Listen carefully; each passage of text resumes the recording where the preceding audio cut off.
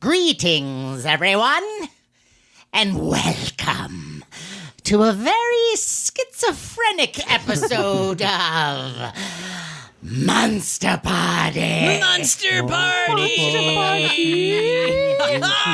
Oh, monstrous! Monsterific. It's Oh my God. toyrific monster. It is toyrific, Yes. but more than that, we're all here. Yes. We're actually all here together. Unbelievable. I'm still alive. And I'm Sean. so excited. And who are you, sir? I'm Matt Weinhold. I'm Shawn Sheridan. Oh, thank God. Yes, I'm still Shawn Sheridan. And I'm Larry Strothe. And I'm James Gonis. And before we go any farther, how's everyone feeling? Just in general. Good. Everybody good? Yes, I am. Sean, you're okay? I still have an IV in my arm at the moment, but I'm feeling It's good. damn sexy. Yes, too. it is. Yeah. I'm pumping it with Diet Coke at the moment. I don't want to hear what you're pumping it Okay. with, please. Do you have any like new organs or anything? Or I didn't know that. Just the same old organs. Oh, man. Are you bionic? I don't know if that's wise. Yeah, but they're improving, especially my liver is improving. So yes, I'm feeling good. The $6 million liver. Yes. We can improve it. well, this is a special episode for a number of reasons. It is. Yeah, it's kind of a weird thing Yes. going on well, here. it's a strange kind of story because Yes. this is really a Comic-Con episode. Right. Because the core of this episode features an interview that we had at Comic-Con. Oh, And the subject of this interview was what is the subject? the world of MEGO. The world of MEGO.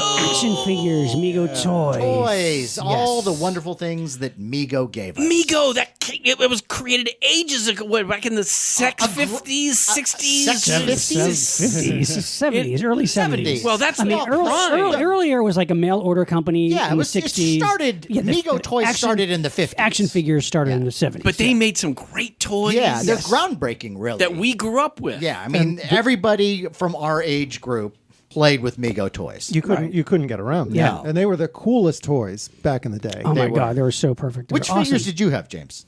I actually had many of the superheroes. Cher. I had all the Planet of the Apes, but I lost them over time. And the only thing I still have left is Zira missing a leg. There you go. You guys have me beat because you guys still have a lot What did more. you do to Zira? Teenage years were hard on you, weren't they? Wait, so you had how many of the Apes figures? So you had Cornelius, I had Zira, all of you them. I had all of them. You had the when you astronauts. say- I did not have the astronaut. The I had the, Okay, so you didn't have all of them. Okay, come I on. had all wait. the apes. no. Apes. He had all the apes. Okay. Okay, cool. So you had the soldier you ape. have Ursus? Ursus? Urko? I don't remember if I had. Oh, what is this? How can you not This remember? is fucking 40 years ago. I can remember all the ones that I got. In detail, I'm sure. I now can't believe anything you say, James. Well, it's about time you figured that out. But the reason that we were able to get this interview at Comic-Con was the whole purpose was that they were announcing the relaunch of MEGO toys. That's correct. Yeah. No. Yes, and the founder It's of MEGO, back? the founder of MEGO, Marty Abrams, was there with Joe Namath, who was apparently the first. We got to get him on the show. Yeah. The first action figure that MEGO had ever put out was the Joe Namath figure. Wow, yes. That's right. Yeah. You're kidding. No. So First celebrity figure, right? Yes. Right, Yes. And we were very, very fortunate to get an interview with none other than Dr. MEGO. Dr. MEGO, a.k.a. Paul Clarke. Paul Clarke. Paul Clarke.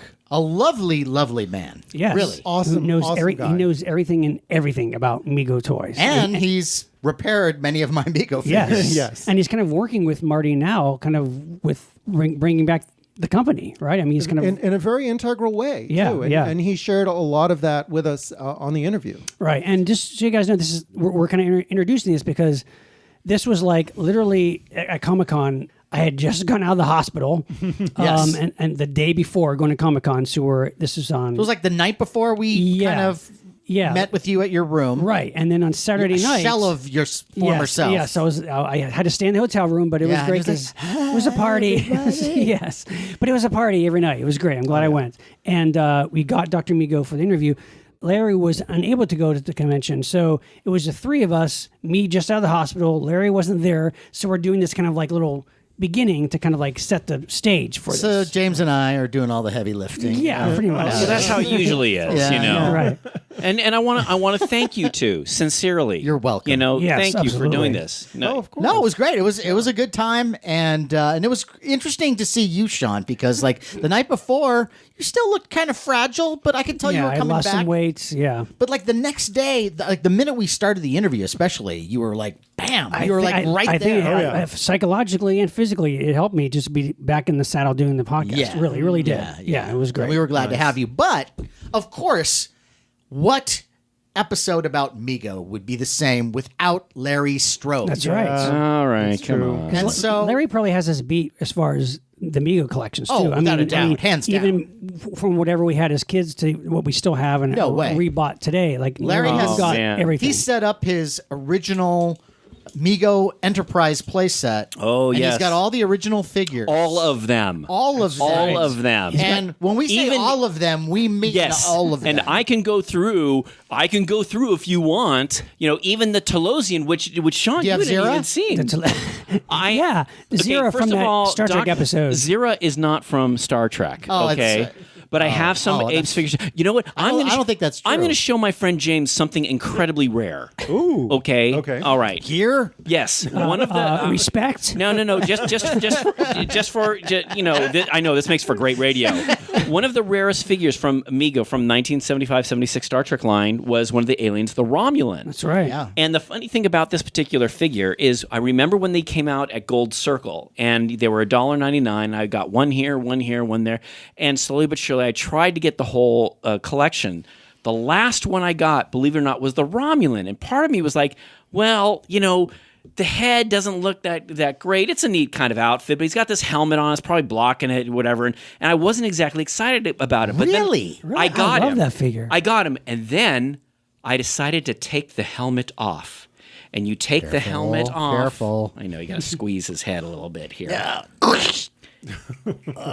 You take the helmet and look, he's got Romulan ears. Awesome. It's a Yeah, great, that's, great I think figure. that's a great Is figure. that and I think he- it kind of looks like Mark Leonard. a yes? little And the bit, funny too. Yeah. thing is, when I pulled the helmet off and saw this, he became my new favorite figure. Yeah. Next I love the day- silver too. Yeah, the silver. So actually, and this one, and the funny thing is, guys, seriously, when I bought him and I took the helmet off, looked at him, oh my God, he went up on a shelf on the Star Trek bridge, and that's where he stayed. And he Great really figure. has been played with at all. So he's a really in Until fantastic. tonight. Oh no! So we'll show pictures to listeners, but yeah, the Star Trek line was great. You know, yes. I mean, they It got was. the license. I guess Mego got the license for the Star Trek line. And the likenesses, when we were talking to Dr. Mego, yeah, we really kind of went on about how, like, this was before you could do 3D imaging. And Oh yeah, this is just And, sculptors. it was you just know, sculptors looking at a from picture. photos. Yeah. from not even Yeah. there's no DVDs to look at and freeze frame. You know? And yet they got those likenesses so right on. yeah, I think we had when we had Jason Lindsay on for our toys episode, and That's he right. talked a bit about how these guys back, they were using clay or something to try to get these perfect sculpts, and how difficult it was. Yeah. Yeah, but it's great. You got a great collection there. and you get the Planet of the Apes treehouse. Oh, the Planet of the Apes Yes. treehouse, Yeah. and awesome. yeah. The play sets were tremendous. I had the Bat Cave. I love that thing. I had Oh, that. yeah, You yeah. had the Love that. Mego Bat Cave. I had With the What I bat love- signal. The Bat Signal was the Oh, best yeah. thing about it. Yes. I love that Yeah, thing. yeah, yeah. I had the Planet of the Apes Forbidden Zone trap. Oh, and the tower thing. Yes, the I tower forget thing. what that was called. But I also Came had, with actual radiation. yeah, yes, it was great. Did you have any play sets, Matt? Like a Well, Mego Let me play see. sets? I'm trying to remember. The only one I had was the Enterprise. Okay. Yeah, Yeah. but that was great. That's a I- great one, yeah. And then the fact that the Enterprise had that wonderful transporter. Oh, yeah. And Totally. it's such an interesting, kind of simple way to emulate the transporter effect. Very Totally. clever. But like all you do is just spin yeah. this spinning little, what would you call it? Like It's a compartment, and you put the figure in one compartment, and you spin it, and so he goes around in a circle. But the other and the side other of side it is empty. is empty, but it has This- like a sticker that has like a yellow and Right. black. It's yellow and black, and it kind of looks like a blur thing. so when Yeah, you yeah. spin it, you get the effect of phasing out of the Yeah, it's awesome. character, like it's actually transporting. And it was really great. And I love that thing. And then there are other parts of the bridge where I kind of go, what? Like for some reason in the corner of the Enterprise Bridge, there's a jukebox. It kind of looks like Yeah, that. And some improvements. You know, some here's the modifications. thing. You know, I understand it's not exactly the way you would want. It's close not. enough, It's not though. the setup for the actual Enterprise, but it was the closest thing that we got as kids. Yeah, No, and it's the great. Mego size of the Megos made those playsets great. You know, they were just they were just the right size to have these cool playsets. You know? And the funny thing, you mentioned my Planet of the Apes treehouse. Now, what's weird is, for me, I knew of nothing, like this playset was nothing but the Planet of the Apes treehouse. But you guys are telling me it was something before it was Planet of the yeah, Apes treehouse. Mego definitely repurposed a lot of their playsets, you know, and some figures too. But I think I talked about this with Dr. Mego. But I think the first incarnation, I could be wrong, but I think the first incarnation of the treehouse thing was for the Dynamite figure, which was the Dynamite was their answer to Barbie. And she was a little. Oh, it was a gal. I thought Yeah. you were thinking like No, J.J. Dynamite. Walker. Dynamite! Dynamite. No. And she had like, it was like, They I think lived her, in a tree fort Yeah. in the projects. with apes. No, so it was like her beach house, and then of course Action Jackson. Action Jackson could have been first, but it was like I think it remember. was Jungle Hideout or something. Yeah, the jungle. Yeah, Hideout. they, then used, it- yeah. they repurposed that thing a number Yeah, of yeah. times. You know, But it's great though. Come to think of it, if they did a J.J. Walker figure, I'd actually probably pick that up. That would be pretty cool. But the treehouse always struck Somebody me as had to have, right? yeah, I'm sure they sure, did. Somebody, yeah. but the treehouse always reminded me most of Battle for the Planet of the Apes. Yes. because it looked their homes or their abodes in that film kind of were the closest thing. Yes. Because it wasn't like Ape City in the first movie. No. It wasn't. It was the treehouse was kind of like from Battle. That treehouse that they used previously for other things, it didn't really work. This is the first time the treehouse actually works. Yeah, it looks. It seems right, just Yeah. right for Yeah, us. yeah, I'm totally with you. The funny story about how I came about this treehouse, though, is I didn't get it when it first came out. It was one of those toys, like many toys of the 70s, that I wish I got, but, you know, it was kind of expensive, you know, my parents to get. But I had a friend. My friend Eric had one, and he didn't play with it very much. And I was Eric's friend for years. And then in 8th grade, I laid it on him. I said, you know, Eric, you ever going to play with that Planet of the Apes playset? He goes, well, why? I go, because I'd be willing to buy it off you. Ooh. And I made him an offer of $7.50. Wow. Which now you guys probably, where did the $7.50? Because every birthday, my grandparents would send us a check for $7.50. Okay. I don't know why it was seven. My brothers and sisters, Wow. we've talked about this for Interesting. years. Why? About growing up in the Depression. Well, you know, in the 70s, $7.50, that's a lot of money. Loaf You know, of bread Hey, and some come on. milk and So some I had meat. $7.50, and I got it for my birthday, and I asked Eric, and Eric sold it to me for $7.50. Great. And I've the had box it and with everything. the box. I mean, the box Wow. it's in good to fair shape. It's yeah, it's not still- perfect, but yeah. it still closes. The front of it, which is the glamour shot, Right. is what you want to be perfect, Right. and it looks Right. perfect. And doesn't have a little boy in it that has the same kind of smile as me when I get excited. That's what I Did love. you ever have that kind of bowl cut? I never got a bowl cut, Yeah. but the hair length is close to what mine was, though. Yeah, no, that's definitely from the time. Yeah. You know, I just noticed on it says "World's Greatest Superheroes Catalog included." Yeah, I don't have. That's the, interesting. Yeah, I don't have Yeah. the catalog. But It's just you know. So it's not complete. Okay. No, it's not. I'd actually like so to get my easy hands to just on. dash your Yeah, dreams. it's like burst my bubble. I didn't know. I just noticed that. It's like oh. Let me ask you: do you have a perfect Romulan? I don't. But, But hey, I'll bet you do have one of those catalogs somewhere, though, right? No. Really? Yeah, because when Eric gave me the when I bought this, it didn't have the catalog. It was just out of the piece. Those by themselves go for a lot of money. In fact, Yeah. Do they? Gina, my wife at Comic-Con was walking around. She saw a dealer that was selling some of them, but they were selling for like $100 or my for like God, yeah. I mean, wow. they go for a lot. It's funny how there are people that also sell just bits and pieces of the Planet of the Apes treehouse. Like, here, are you missing this piece? Like, I just saw like the table that comes with little guns and stuff. It's on Right. sale for like $80. Wow, you know. jeez. But what you have to be careful about, though, sometimes a lot of people be honest and say this is a repo. And many people want to get. I just want to get my my set complete, so I'll pay the money And for that's the repo. what Dr. Mego talks a bit about that too. Oh, Yeah. I can't wait to hear this, guys. Yeah, but no, the idea that maybe you're going to accidentally, or maybe even that seller is going to accidentally sell Right. what they think is an authentic Mego part, and it's a Yeah. repro. Yeah. Right. And yeah, I mean that's one of the pitfalls of having so much of this stuff now that's been reissued.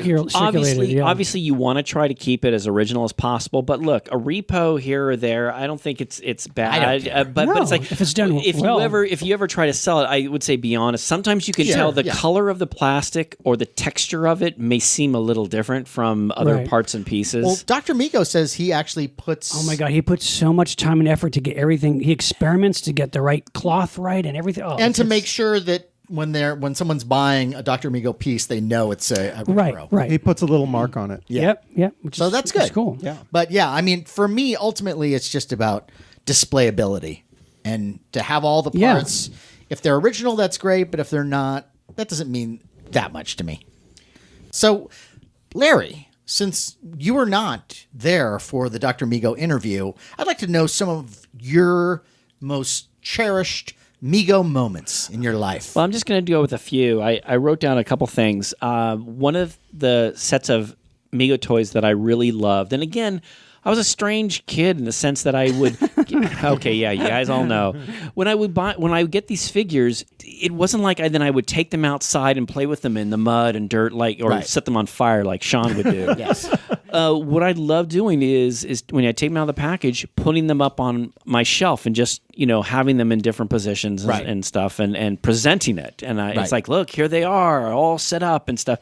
I did play with the Planet of the Apes ones outside more than I didn't take the Star Trek ones outside.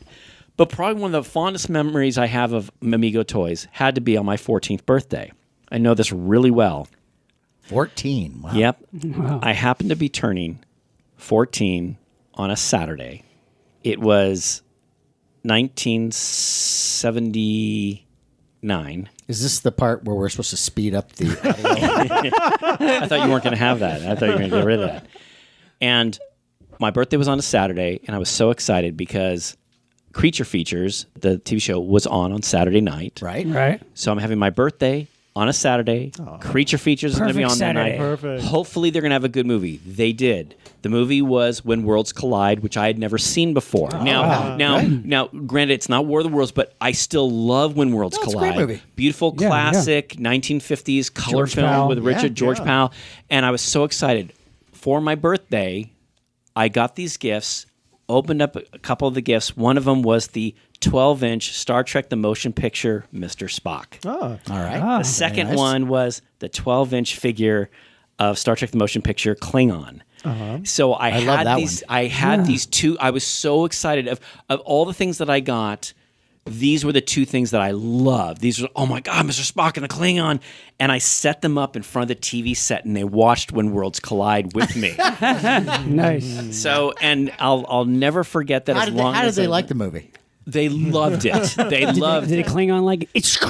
Well, actually, I would say they agree, or no, was it like no, Siskel and they, Ebert? no, they didn't, because Mr. Spock kind of thought Didn't quite get it, right? Well, the you know. science. He's poking, Now, let me ask poking you, holes in the science. Had you seen the movie yet? No, Okay. I'd never seen. No, Right. I'd never seen the movie before. Right, No, And no, that's no, what- no. I mean Star Trek: The Motion Picture. Yeah, I'd seen the Oh, okay, movie. Yeah, okay. no, I'm one of these people who liked it, Sean. Oh, no, at the time, everyone says, I "Oh, still it's was like- slow. Oh, it's this. It It's that." wasn't You know, what I wanted. let's but just say this: I was so thrilled to see just the Star fact there was Trek. another Star Trek. Yes, coming out, and yeah. it had big special effects. And yes, Yeah. you know, when you look at it, compare it, we'll do a whole show on Star Trek: The Motion Picture. Oh, Let's no, save we it won't. for the- No, we No, won't. but it's like I love the figures, I love the toys, and what's funny, so once I got those two, that set me off. It's so funny, Larry, you say that because I did the same thing where, like, whenever a Friday night or a Saturday night, I would put my figures around the TV too, and that, like, They'd watch with you. And so during And how commercial, old are you at the time? I was like 30. No,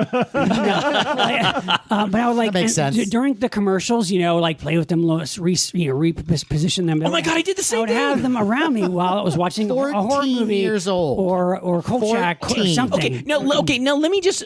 Okay, no, I get I what wasn't you're saying. smoking crack. No, I wasn't Like, out, snorting cocaine, and trying to like pick up chicks like some people here at this table. kept me No, off the streets. cocaine Yes, came me too. a year later. Look. Okay, be that as it may, I'm proud to say yes. At 14, yes, I was proud to have these figures. I was proud to have them sit and watch the TV with me. Okay, so I have a really anal question about the timing here, because if Go, James. Star Trek: The Motion Picture didn't come out until I want to say December 1979, and your birthday is in October, so how could you have seen it before The your year birthday? before, right? Was it a special screening maybe or something? Maybe this was your 15th birthday. This is just like the movie Quiz Show. I'm just a little hung up on the dates. That's all.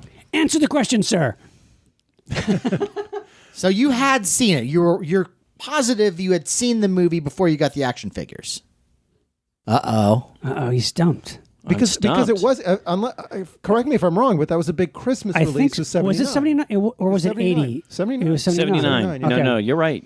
It's 79. Yeah. Maybe I'm trying. Maybe I saw it. Maybe I got it wrong. Maybe I was 15. I think it was 14. 15? No, I could have sworn I was 14 though. Maybe you had not seen. I'm wondering. It. I'm wondering if the figures came out before the movie. That's what I'm possible. wondering. That's It's possible. possible. That would be Yeah, more like yeah. these days, right? Yeah, well, No, by no. that They used to point, do that too? No, by that because- point, no. Mego, everything is like they're trying to everything get stuff you- out. Because I want to remind you, the Battlestar Galactica models and figures actually came out before the TV show. Right, because right. I remember seeing them at Yeah, me Gemco, too, and I had no idea. I go, Because what everybody, is this Battlestar Galactica? Because everybody learned their lesson from Star Wars. It was you know, like, so, get a jump on it. So and- Right. I think, James, you ask a good question.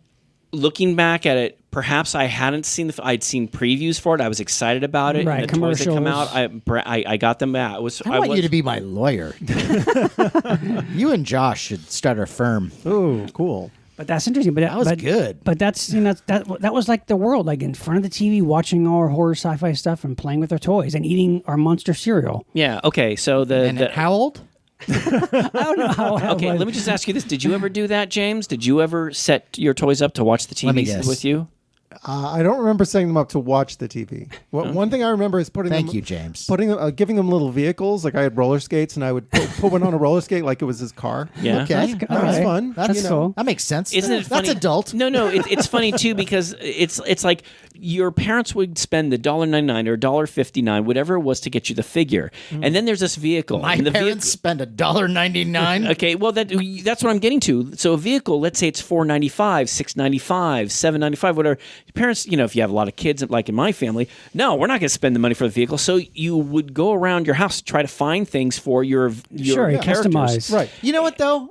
We all shared those moments where we just didn't have the money to complete our collections. So Right. we'd have a couple figures, but we wanted more, or there was a vehicle or something that we needed to really make this whole scenario pop. Right. We didn't have it. So we tried to come up with something else. And I'd make a car, or I'd turn something else that was a car and, maybe put some stickers on it that I drew myself and make it look like the Batmobile, but it never was right. Yeah. And it Yeah, always yeah. felt embarrassing. Yeah, Even though no one cared but me. sure. But that's the obsessive collector in us. We wanted everything to be complete. We wanted to complete the world. Yeah. And we all knew about all the accessories and all the vehicles and play sets because we were, so into it. So And that's why we're why- like this now. Yeah, 40 years later, we're shelling out $100 for a Batmobile. I know. Yeah, exactly. Yeah. And what's funny is, you play with your figures outside, and sometimes they get a little beat up. And then what happens is sometimes,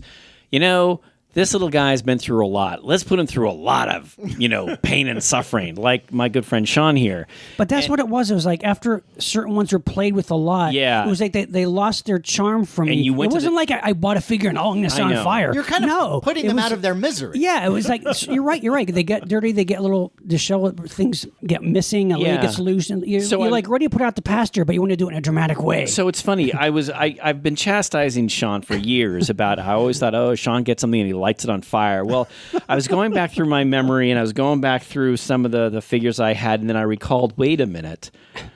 There were some times when fire in a figure did come into my life. Are you kidding me? But after all this time, but they were never my figures. you set other friends' figures on fire? It was actually my younger brother. Okay. My younger brother, he would play with his figures outside, and they would get Did he have like? Did he buy ones along with like the same ones that you bought? Yeah, and it wasn't so much he would buy them. It was like I would get, let's say, or Cornelius, Mom would get him a soldier ape, or he also had a Cornelius, and let's just say I treated my toys a little better than he did, but he was younger, so in a way, makes sense. Right, yeah, sure. And actually, he had a lot of toys that over the years he told me I did this, and I felt really bad too. He had some figures that You don't remember this. He had to tell you? what I'm going to tell you. Okay, all right. He actually told me, so he had some toys on his shelf that he wouldn't play with much anymore. And I remember buying them off him and putting them making them part of my collection. But what he told me I did, he goes, do you know what you did? You would make fun of it. You would chastise. You go, oh, that stupid figure on the, why do you still have that figure? And I'd kind of make it sound like that's a dumb figure for you to have. Here, I'll buy it off you for a couple dollars. Yeah, that's pretty fiendish. You bought it to destroy it? No. No, he conned his brother. yeah. Psychologically. But it's like for example, there was a Micronauts that were also Mego, by the way. Yes, Oh, that's yes. right. Of course. My brother had this really neat. It was like white Micronaut that had.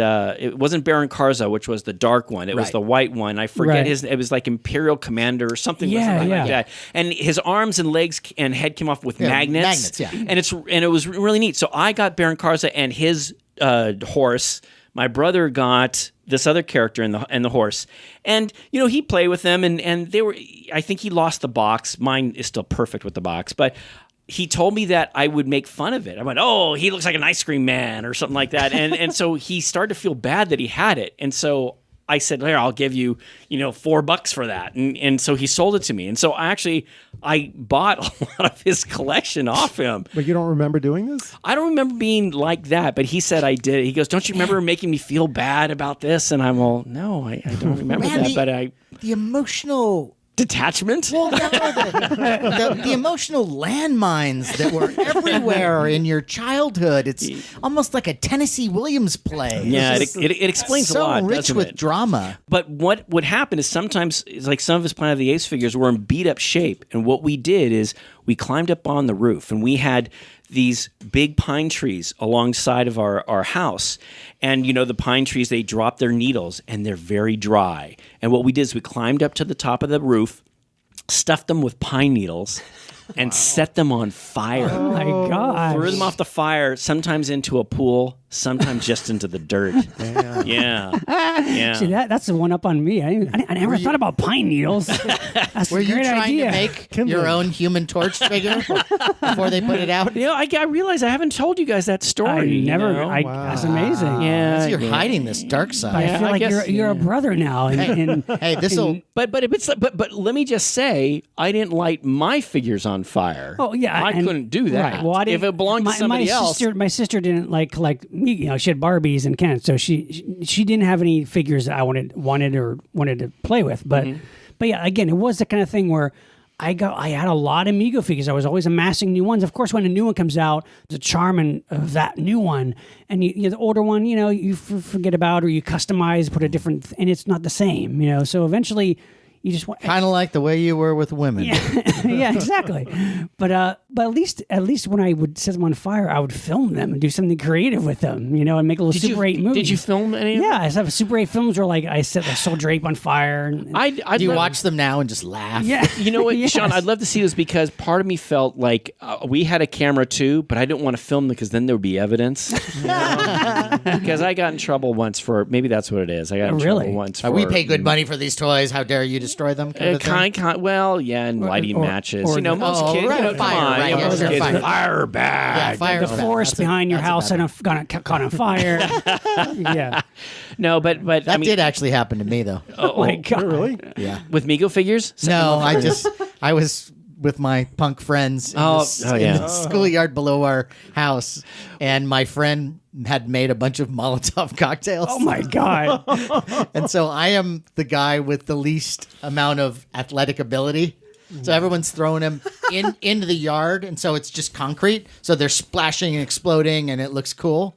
I throw mine, and it's like a Three Stooges short where it just goes like straight up and then comes down on the other side of the fence where there was grass and everything. I didn't realize that it was still burning. Yeah. But then we come hilarious. back, and there's the fire department, and these flames are like almost heading right up to my house. Oh my God. Like, what an idiot. Well, what's funny is the Planet of the Apes figures, the Star Trek figures, the Action Jackson, all these figures, they had the same kind of 8-inch height and the same kind of little rubber band inside to make, you know.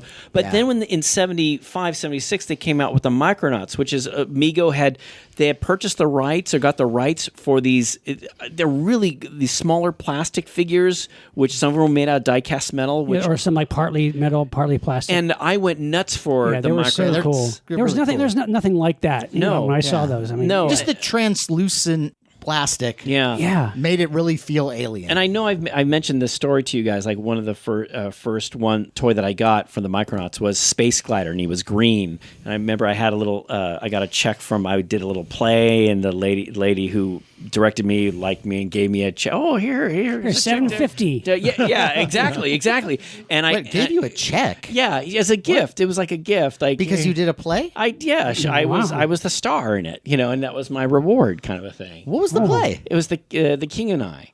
I played the king. Wow. But why are we? This has nothing to do with me. Wait a minute. You were the King and I? We're gonna save. And this. you were the king? We were gonna save that this for the King and I our, episode. No, we're gonna save it for our nerd crimes episode. But getting back to the point, You weren't in it, and so you didn't deserve the check? No, I did deserve the check, but I took the check. You told your teacher that it was a check. you were Yul Brenner? It was like a gift certificate to like Toys R Us or something. No, it was like a Mervin's or a Best Buy, something like that. Okay. And I went there, and there was this space glider, and he was green, and I was so excited. And I got that. It was like my first Micronaut. He's die-cast metal. I loved him. So much, and awesome. I played with him. And the little rubber band in the middle that kept them together, it broke. But I have still sealed in the package a space glider that's green from 1976. Oh my God. And I had no idea where this story was going.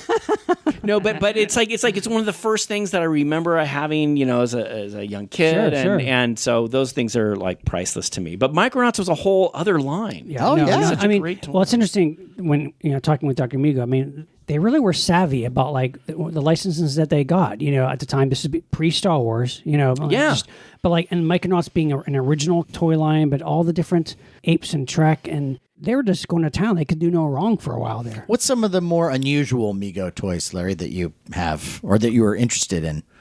Well, I never got any, like, I know, didn't Mego do like, they did the Cher doll that James had. I think they did Kiss. I did not have that. I did have that. Oh, you did not have that? I did have that. You had the Cher doll. Yeah, I bought it when I was an adult. Right. Oh, okay. Yeah. But didn't they do like Captain? They did Captain Attino. They did Christy McNichol. They did right. like Yeah. lots of odd. They did Laverne- Love Boat. Yeah, I have do Love Boat? I had the Love Boat figures. And that was Mego? Yes, Yeah. they're Mego. They're the size of like the 3.5, 4-inch figures, and they're hilarious. There was also little Captain Stubing with his hat and his, A match, So they were just the match right line. just the right size to mix with your Star Wars figures. yes. That Love Boat Star Wars crossover. That They you've even had always been I wanting. never got this, but they had like a love boat playset. It was like cross section was like you could put it the different quarters. I mean, I never had that, but I don't know why. And I got the Love Boat figures as an adult because I just thought it was so bizarre and hilarious, and I got them at a good price. But they put out. I mean, What's they a put good out price? I can't remember, but I mean, yeah, of course, Happy Days and I mean, they put out all kinds of figures. But they were just they were like they ruled the kind of What I figure think is market. interesting. What I think is interesting is when Star Wars came out, and I know Mego turned down. Yeah, that was a whole Star big Wars, thing. Yeah, but the Star Wars figures came out. They were standard like 3.75 inches. Right. And so because of that, when Mego came out with the Star Trek: The Motion Picture figures in Right. 1980, they were 3.75 inches. But what's strange about them is that they have no eyes.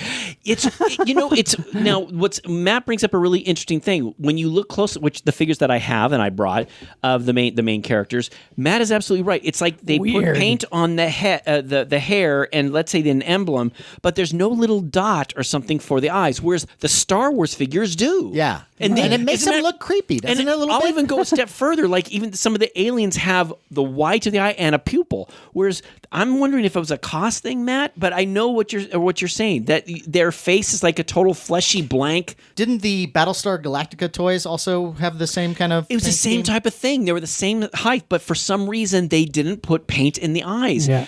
That was a big issue. They did Adama and they did Starbuck, but they didn't do Apollo, which doesn't make any sense to me. Right. That's weird. Because Second series, maybe? the two buddies. Well, it's like you've got Laurel and Hardy, Abbott and Costello, Starbuck, Apollo.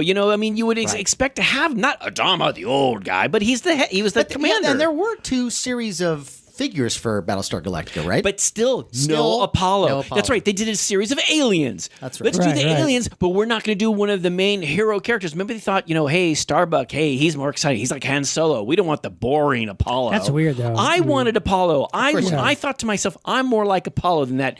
You're like Starbuck, going gambling and women and cigars. Wow. That's maybe the nicest thing you've ever said. Well, that's what I think. Hilarious. but Larry, you asked us to talk about King Kong, I did, and we forgot. I'm pretty sure. Oh, Yeah. are you kidding me? It just when you talked to Dr. Migo, you didn't talk to him We about didn't King talk Kong? about It just didn't. It was come up. kind of it was just Yeah. the way that the You'll- conversation you'll- was going. Did he When you listen- know? How's this Dr. Migo guy? No, we Did never he really got, know? when you about- listen to it, you'll see we didn't even get. We just never got to it. There's There was so much. I wanted to There's talk a about a lot lot. to I wanted cover. to talk about the games, Okay. like the Bigfoot game, the Ball Buster board game. Look, There's a lot of stuff you didn't get to. But I want to know what you wanted to talk about. Yeah. Okay. It's King Kong, the Dino De Laurentiis 70s. First of all, here's the funny thing about Mego Toys and King Kong. So in 1976, a film came out, Dino De Laurentiis, they produced King Kong. Big advertisement campaign about this. It was like, we're not going to use stop motion animation. We're not going to use a guy in a suit. It's going to be a giant, 100-foot tall mechanical gorilla. And everyone was like, oh my God, this is so exciting. Matt, I couldn't wait for this film. I was excited. I was stoked. Yeah, I was yeah. excited. The poster was great. You had a beautiful poster painted by John Berkey, and it was very stylized, and it was like a great picture of King Kong on top at the time, the World Trade Center, which at the time was taller than the Empire State Building. It was right. big, and it was and exciting. he straddled both. Yes, straddled buildings. both. It's like, oh my and there were God. jets flying by. I'm like, damn, I can't wait. Well, they got the license for the King Kong toys. Now, unfortunately, with the Star Trek or Planet of the Apes, you have all these little characters, okay? Right. Right. Well, with King Kong, okay, there's King Kong. They didn't make any figures like they didn't make the Jessica Lange character. Yeah, where's the Charles Grodin They figure? didn't. The idea was, well, kids want to play with Any the monster. Charles Grodin So figure. one of the coolest toys that I have, or unusual, it's a King Kong toy, came out in 76. He's giant plastic, and his chest is huge, and his legs are a little skinny. I think the scale is a little off. And his arms kind of can move up and down, but it comes with a jet that you stick a little dart in, and you could shoot King Kong. And it came with one of the towers of the Trade Center, World Trade Center, which bugged me because there should be two. It's just like the Apollo problem. It's Yeah. Matt, it was infuriating. Right. Okay, but let just bear with me. So the building is kind of tall, but it's like it's made out of like the pressed cardboard. So it comes in two sizes. You got to put one on top of the other, and it's about something like 3.5 feet. It's pretty tall. Okay. You put King Kong in the top, and if you shoot the dart, and if it hits King Kong in the chest, or if it hits the button on the top of the building, it'll make King Kong rock, and he'll fall off the tower. Oh, that's cool. Yeah. Now, I wanted to do this. I've been trying to find another World Trade Center on eBay so I could have two of them, sure, so I could have them on top. yeah. But it's a rare toy. Most of them, because they're made out of cardboard, they get played with, they get torn up, or there's water damage. And so to find one in mint condition, I mean, you're talking, Right. it's over $1,000. Wow. But Wow. yeah, but and my what I have is not entirely mint. My King Kong's great. The plane that I have has one wing net, or not. It's a tail fin that's off, but it still Battle shoots. damage. But it still shoots. Yeah, it's interesting because you know that. What's the name of the artist who did the poster? John Berkey. Like today, if they did a realistic, accurate figure, King Kong figure based on that poster art, that would be awesome. It would be great. And for people who, if you look him up, he did a famous Star Wars painting.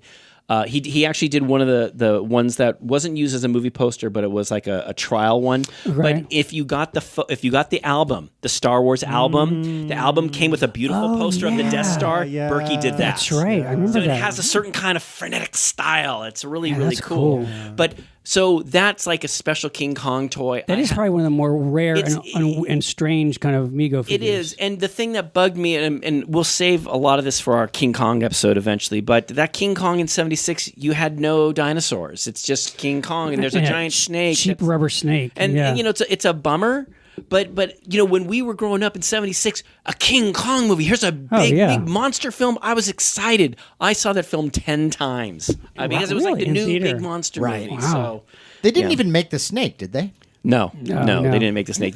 But it's like many toy companies. It wasn't just Mego, but it was Right. other cheaper things that called it Great Ape, you know, and it was obviously Right, King right. Kong, but that's an unusual Mego toy. Totally. Wow, no, that sounds great, and I think I would like one of those. Have you ever thought about taking the tower that you have, and then copying that and have it printed on foam core? Yeah, you know, I did, Matt, but then I would know, and you would know. You come over and you go, no, you would. You would say, Matt, you look at me and go, oh, that one tower looks a little different. I go, you're right, Matt. It's not an original. You're right. Thanks for ruining What my I day. would do is I would make two of them and have that be the display. So they're both right, foam right. core. And then I would ask you, that's not an original, right? And you'd say, no, but I have the original and it's still safe in the box. Yeah, That's right. There you go. How do you like that? So there. Well, that's a thought. The whole thing would probably cost $10.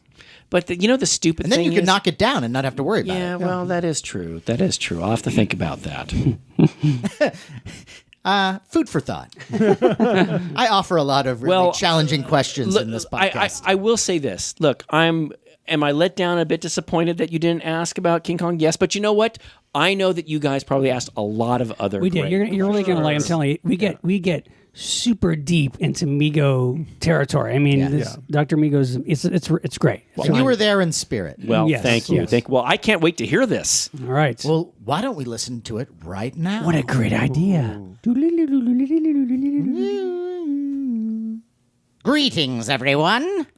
And welcome to a very special San Diego Comic-Con interview edition of Monster Party. Monster Party. All right, let's get to it. All right. I am Matt Weinhold. I am Shawn Sheridan. And I'm James Gonis. And Shawn, we have a very, very special guest for this edition. And a special subject. This is a subject that's dear to all of our hearts. Oh, yes. It's a topic that's come up many times on our podcast, no matter what the subject actually is. Yeah, we just shoehorn it in anywhere we can because we Yes. love it that much. Absolutely.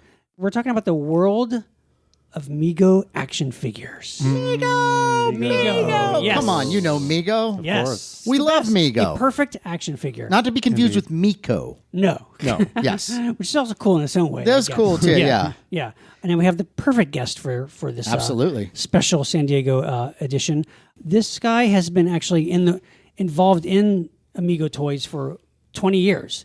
He started out making custom accessories for a lot of the toys because basically our generation grew up in the 70s and early 80s. played with toys. Yeah, and they had great accessories and great costumes. You could change the costumes and you could customize stuff. And of sometimes course, things would break. yeah, you'd and lose stuff or you'd burn it or whatever. Or you burn it, right. Sure. But so this guy came along and started offering perfect reproductions of Batman gloves or belts or Cowls or whatever. Conan battle axes. Yeah, My so you particular could- favorite. So if you were looking for you'll go and try to buy your stuff figure. again or he made dreams come true. Yeah. In a nutshell. Yeah. You Fills made the void. dreams come true. Right. Who do we have Who's here? the Santa? Ladies and gentlemen, welcome Dr. Mego. Dr. Mego. Mego. Thank you very much. Thank you for being here. Now, Dr. Mego. Yes. Now, I'm assuming you were studying medicine. You happened to lab be, accident. Chemicals fell on it. I picture him like getting a call like, Dr. Mego, what's the emergency? Yes. You lost your cowl Yes, on your Don't your Batman? panic. Yeah, okay, I'll be there in a second. Or maybe you're- it's a PhD. Yeah. But now, what is your real name? Or do you want to even share Yeah, that? it's up to It's you. okay. I don't. It's a nom de plume, not an alter ego. Okay. It's not a secret identity. Okay. My name's Paul Clarke. I grew Hi, up Paul. on Long Island. How are you? Welcome. Yeah. 1997. Somebody created a website named the Mego Museum. Love that Fellow site. Yeah, we named- love it. A guy named Scott Adams, who liked Megos, and that thing called the internet was starting up, and he wanted to teach himself HTML, and he said, let me create a fan site, just a homage site to these toys that I loved as a kid. And one of the parts of it was to have like an early message board, like a community forum, and we started to interact with each other. And guys just signed up, and in talking to them through emails, it was everybody kept saying, "I've got Batman missing a belt, a boots, glove. He looks like he lost the fight. The cape is all tattered. The emblem's gone. All different ones. Rob." And to me, it as I looked around toy shows and back in basements of Holiday Inns, Sure, back in the 90s. I noticed there was a lot more loose Megos than parts to go with them. Now, Right. the G.I. Joe fan base really has always had, since Joe had pretty much the same gun, the same boots, there's a lot of replacement parts already Right. out there. They can, there's much more boots than Joe's, thanks to firecrackers and Oh, don't get us started. Yeah, so, I don't know anything about that. so I was trying to figure out how to make capes. The Mego cape. So I worked in Manhattan in market research, and I'd go out at my lunchtime with a Batman cape in one hand, and I'd go to fabric stores, and I'm like, that's too thin, that's too thick, that's too shiny. And I get back to my office, and I picked up an umbrella off the floor. It had been raining, and I went, oh my God, that's it. Perfect. That's the material. They're using cheap-ass nylon umbrellas, which I can buy on the streets of Manhattan for $3. And I'm like, let's see. A Batman cape, there's 8 panels to an umbrella, by the way. I get 3 capes to a panel. I sell them for $10 each. That's $240. Not a bad gig. And as long as there's people that want them. But as I see these guys, I'm like, all right, great. So I'm taking the Long Island Railroad to and from work every day. I sit on the train sewing Batman capes. Wow. Cut them out, Wow. cut them out before I go. I'm sitting on the train. I got an hour ride. Just sitting. So, so one day a guy says to me, what are you doing? I said, minding my own business. What are you doing? Because I'm a native New Yorker. So he's like, I'm making Batman capes. And he goes, for kids? I go, do you know any kids that are 8 inches tall? I said, yeah, whatever. Yeah. So, but that's how I did it. Nights and weekends in my garage, to make the oven mitts. Mego had little vinyl oven mitt gloves. Yeah. Once again, I'm looking around and like dollar stores. I'm thinking these are cheap toys. Think cheap. Think easily, bright colors, green, light blue, pool toys. Found some pool toys, yeah. cut them up, made it. They had that template. smell too. That you, Yes, Well, it's- that's right. Yeah. That's Death. that's vinyl. just chemical. Yeah. I'm thinking of it is it is literally polyvinyl chloride, PVC. Oh. Right. By the way, right. that's the Yeah. And so it does have a very distinct, and it's great for colors. Right, and right. And I made a template for the glove, and I'm sitting at the my coffee table, cutting out the gloves and using a soldering gun to seal the little edges. And I said to my wife, "Okay, well I can do this. This comes out okay. What should I charge for these?" And she said, "All right, what would you do if you weren't the guy making them? Say you saw an ad that said Batman gloves, $1. What would you do?" I'd say, I'd send the guy $20 and say, "Send me 20 pair. I'm sure I'll find Batmans that need them." Right. She goes, "Okay, you're the guy doing the labor. So how long does it take you to make that glove? What's the work? How much work are you putting in?" Right. And I said, "I think they're $5 a pair because we want to control." Right. Sure. And you want people to, it'd be appealing to people to buy it. So then it was, oh, that's great, but now I need boots, and I'm like, if I had a replicator, I could put the boot in and then get out too. So I spent some time looking into silicone rubbers and resin. I'm looking at the garage kit guys, Right. and talking to different people, and they're all like, "This is a black art. We don't talk about it. What do you want?" And I was like, "Well, I'm trying to figure out how do you make a mold. Nobody will tell you. Wow. Why? Because we figured it out. You didn't. Oh yeah. So, right. and you know what? I know how they feel because over the years, guys have said to me, "How do you do this? Tell me what you use." And you know what? That guy doesn't do anything. He just wants you to do it. You know, if you're interested, I say to people, "Well, what have you tried? Right. What have you done?" And let's talk. And I'll tell you what I've done. You know, and you might have a better way of doing something than I do, and it's constantly a learning progress. Right. Do you have a thing like you try first, and then once you try, then I'll share with you?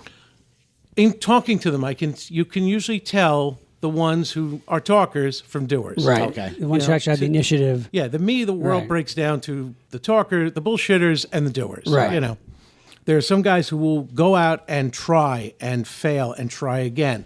And other guys who go, "Well, I could do what you're doing, but, you know, I'm busy." I go, "Okay, well, you know, Edison didn't find the light bulb by being busy, you know." Yeah. Now, were you a big Mego collector as a kid? Of course. Yeah. Of course. Anybody who no sane man would get into this unless he was course. driven. Were you like a Yeah. full-on, like you had everything, or did Okay. you? All right. 1972. I'm 64, 8 years old. My brother and I are watching Batman on reruns on Channel 11 PIX in New York at like 5:30 because we got to eat dinner at 6. So we're loving Batman. So he and I go in the store, like 5 and 10 in Mineola, and they have Batman and Robin in the window boxes, and they're like our size. They fit in our hands, you know. Right. Now, there is one strange part.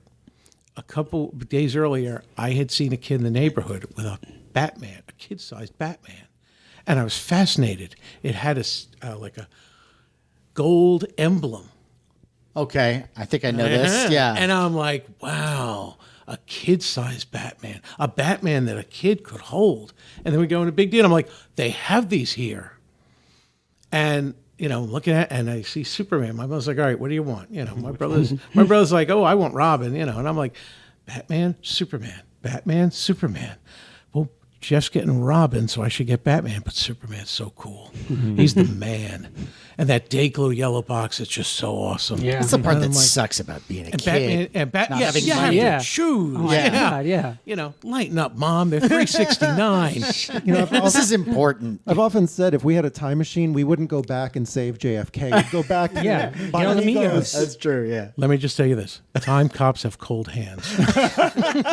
You don't want to mess with them. You go back in time. You don't do big things. You do small things. Right. I have to keep going back in time to get Migos to fix them, Right. to bring them back to get them to the Chinese. Sure, the PVC pool stuff. Yeah, I'm actually going back in time and making all the Robin gloves disappear. Hey, give me those. Right. Yeah. Keeping it going. Yeah. So I got Batman, removable mask Batman, and a removable mask wow. Robin. Oh, I the rare remember, you know, and got him home, and I went, oh, I should have gotten Superman. I'm looking at the gallery on the side of the box, and I'm like, oh, Superman, I should have gotten Superman. So it was either the next day, next week.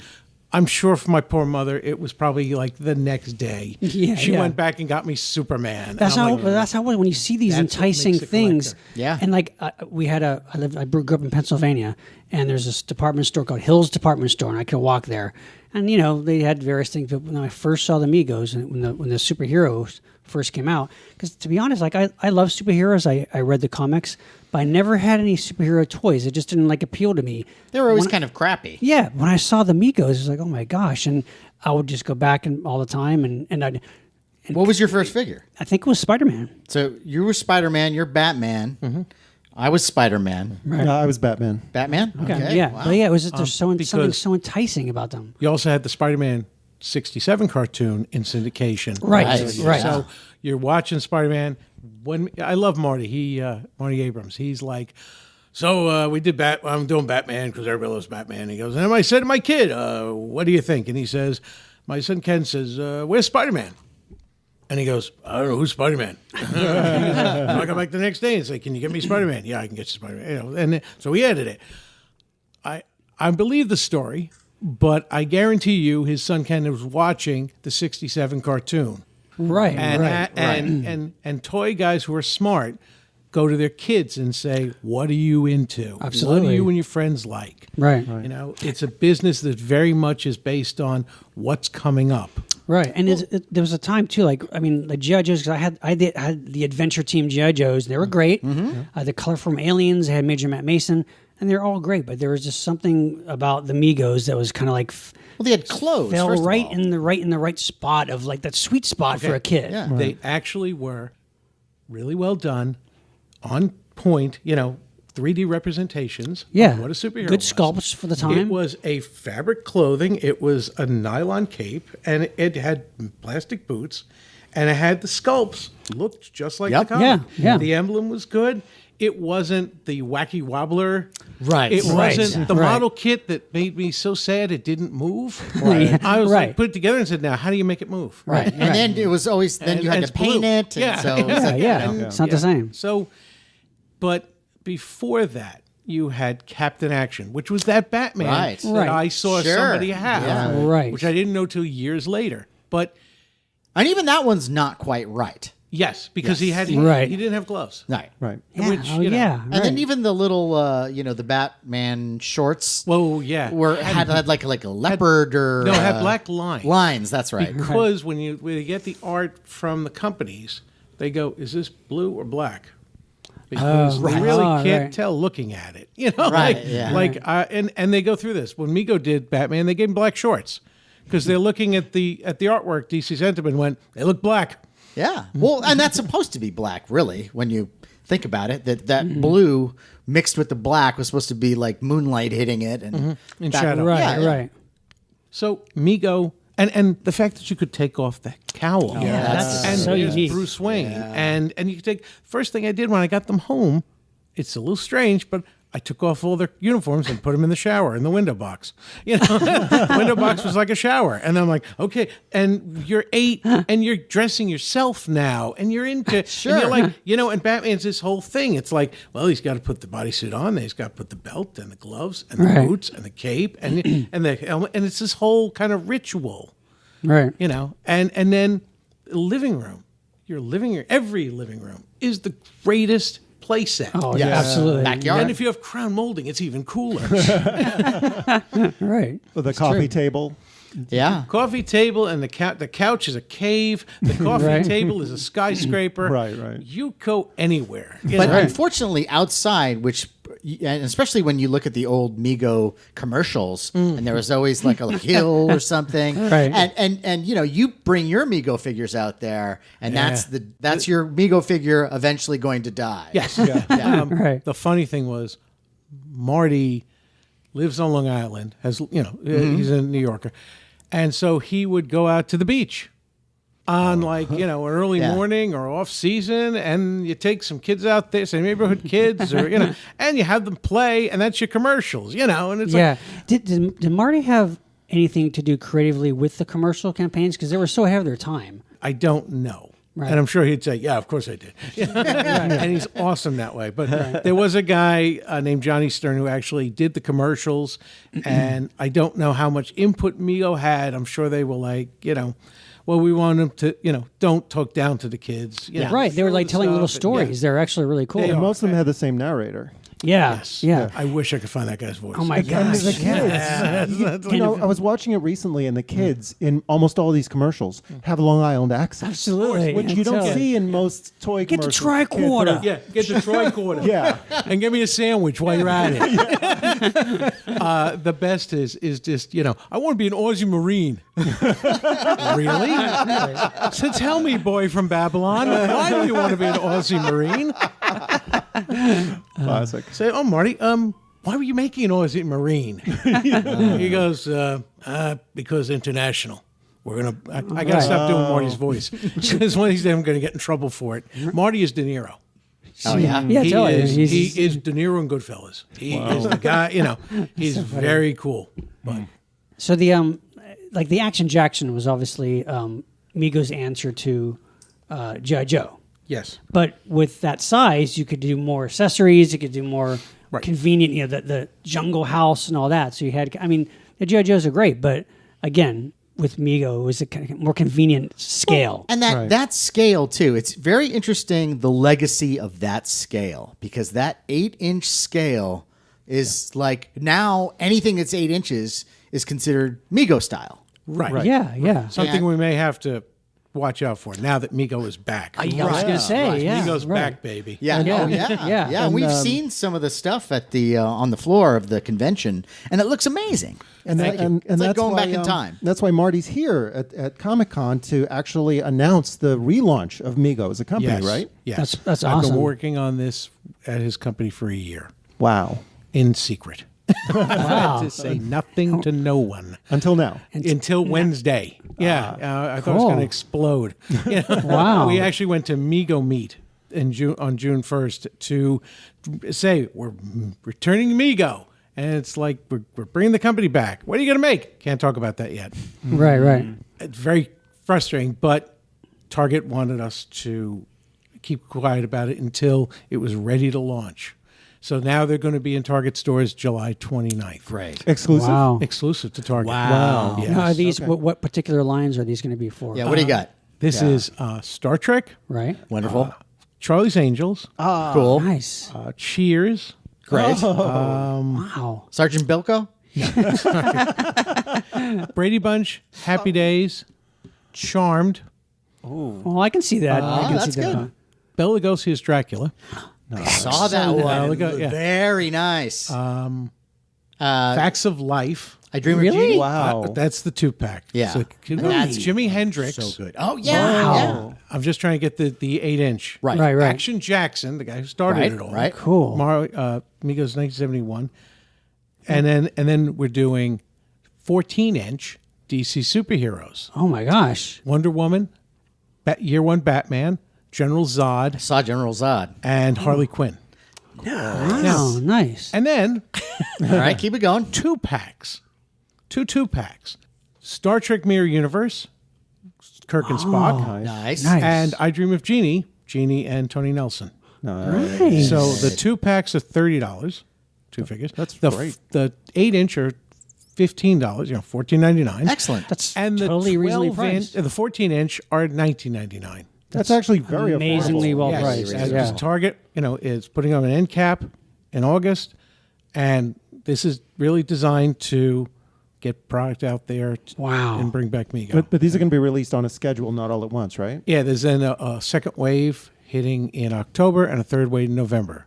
So holiday shopping will have a whole range of Mego product Be like with all these Back to properties. the past of like. Do we need to start throwing out our wish Going figures? into a toy store and buying a Mego figure again. Yes. Yeah. Let me tell you, one thing about Mego collectors, they always make lists. Oh yeah. I have done course, yeah. in 2007 I did Star Trek with Diamond Select Toys Right. because I contacted Marty in 2004 and said I want to bring back Mego, and he went, yeah, a lot of guys have said that. Why don't you go get a license and come talk to me? Show me that you can get a license Right. for Star Trek or something like that. And so a friend of mine, a guy named Joe Senna, worked at Creation Entertainment, who did Star Trek conventions. yeah. Sure. So he was working with Paramount. Here's a funny one. He created the Starfleet Academy logo Wow. because Wow. they wanted to make T-shirts, and he called up somebody at Paramount and said, I need the logo for Starfleet Academy to put on a T-shirt. And they said, we don't have one. And he's like, Shh, how about that? And they went, great. Wow. And now they have it in their catalog, and he got nothing for it. 'Cause, Of course. But I've known him since high school. Great guy. He came back from L.A. after like 10 years there, and he saw what I was doing with Mego. I'd gone from the parts, handmade boots and all this. I found a manufacturer in China would work in reasonable quantities of like Right. 3,000. So out of the 500 Mego parts I was casting by hand and sewing by hand, China could now make about 100 of them. Wow. All right. And in 2001, I wanted to do the body because that's the next logical step. Sure. Is replacement bodies. And I said to my wife, this is what I want to do. And she said, why don't you take a home equity loan? And I'm like, well, you're willing to let me Bet the house. Hear that, honey? That's a good wife. Here. My That's a good wife. I get home one day and there's 2,000 Mego bodies and boxes in my driveway. Wow. I tore it open. I'm going through it like, and I look over my wife and go, "How you doing?" She went, "Cool." Wow. They've sold. Nice. Well, to talk about that too, when it came to the first time that you put some of these replacement parts out, like the gloves, Yes. the capes, now us being those people that you're trying to sell to have been waiting for this our entire lives. Right, nobody else was doing something yeah, like that. so you know. I know that the first time I ever saw them at a convention, I was like, "Oh, I'll take everything," you know, and that must have been instantly popular. I'm assuming. No, like most No. things. I mean, remember, it was only a message board of guys, and I Okay. went out and said, "Hi, Sure. fellas. For now on, I'm calling myself Dr. Mego." And they went, "Okay, dude, whatever you want." We don't judge. Yeah, you know. And I said, "I'm making replacement parts."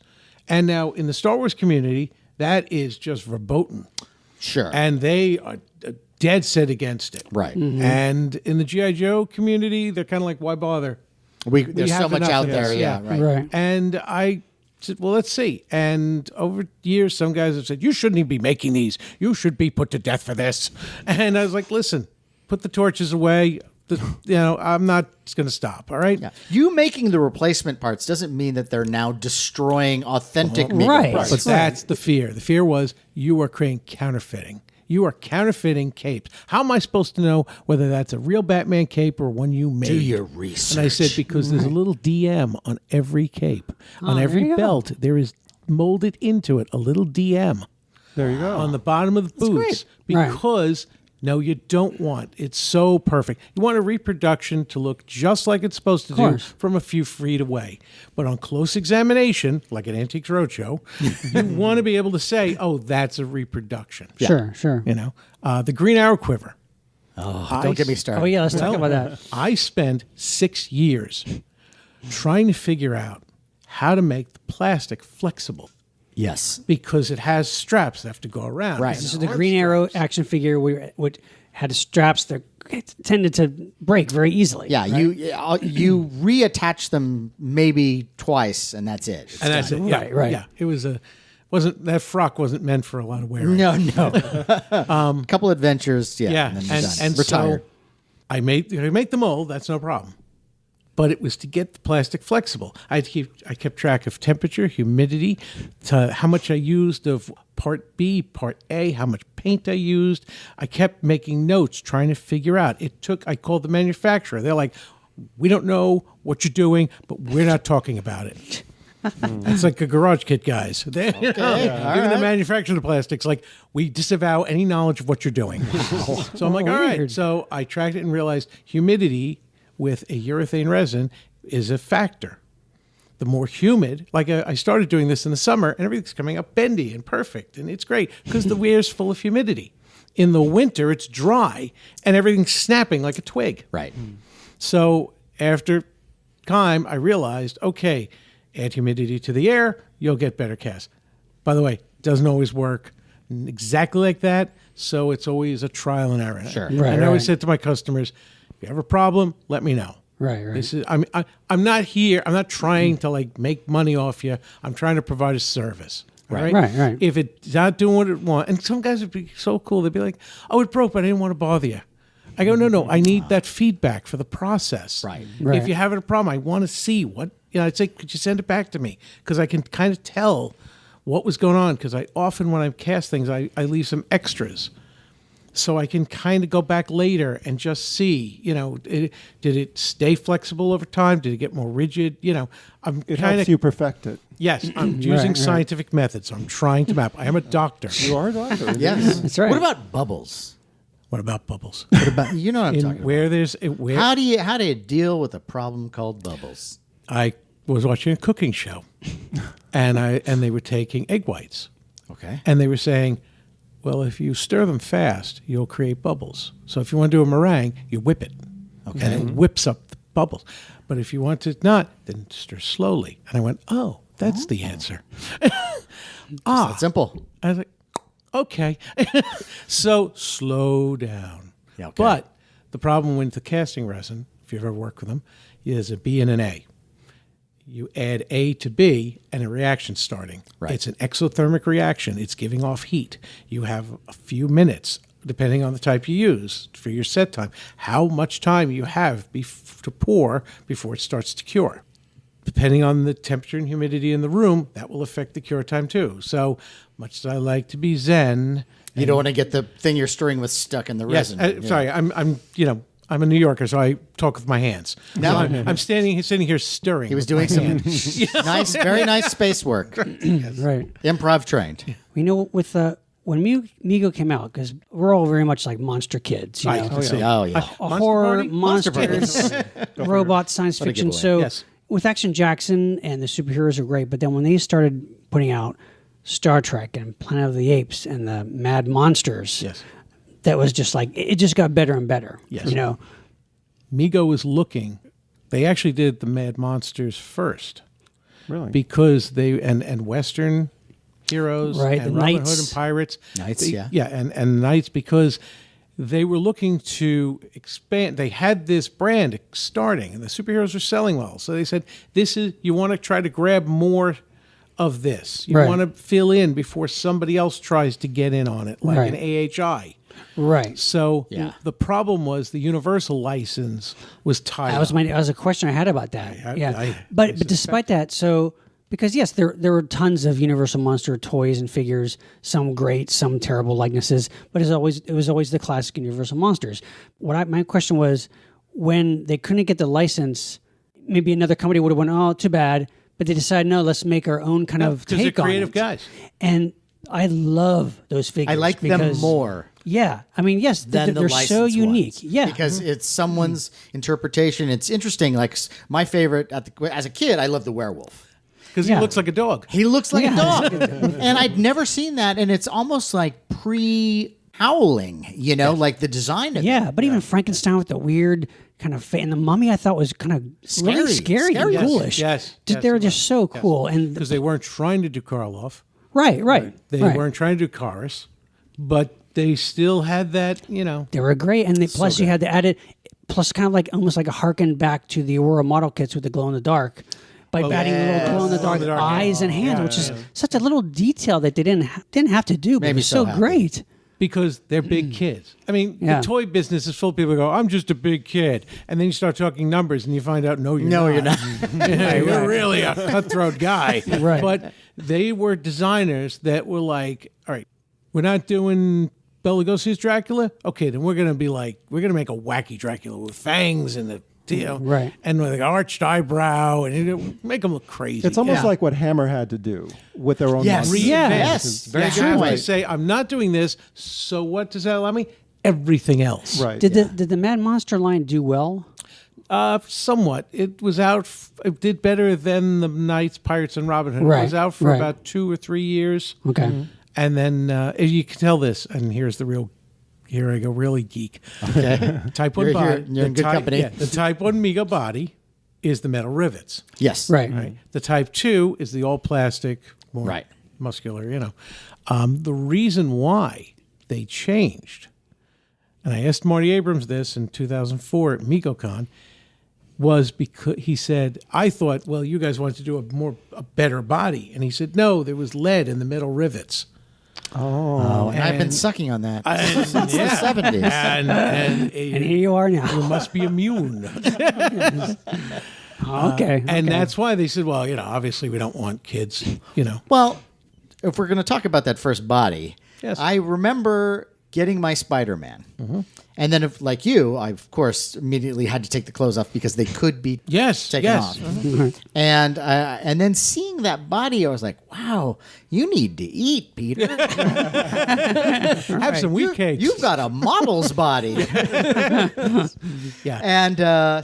And also that second body, you didn't have to do like they did with Tarzan. You didn't have to make the flesh-colored jumpsuit. Right. Yes, Right. to cover the rivets. Yeah. Yeah, because by the time you got to the Conan figure, he had the better body. That's right. And, And that, that you could, was that was perfect. awesome. Yeah. Yeah. Yeah. That was so that whole cool. way, I remember, the first wave of the Mego figures of the superheroes. You had a couple of the Marvel ones, you had a lot of the DC, and then that next wave came where it had Iron Man, and then when they started adding like the Fantastic Four and Conan, I was like, oh my God, I think I'm happier than I've ever been in my life. Like, how is this happening? Well, Like, not only that, but you could actually have your DC and Marvel characters interact. That's true, when you play yeah. with them. Right. It was Sure. the first shared universe. Yeah. That's true. Yes. That's true. Because Mego was going cross license using the same formats, and so you could interact. Yeah. Dr. Zayas Right. could be hanging out with Captain Kirk.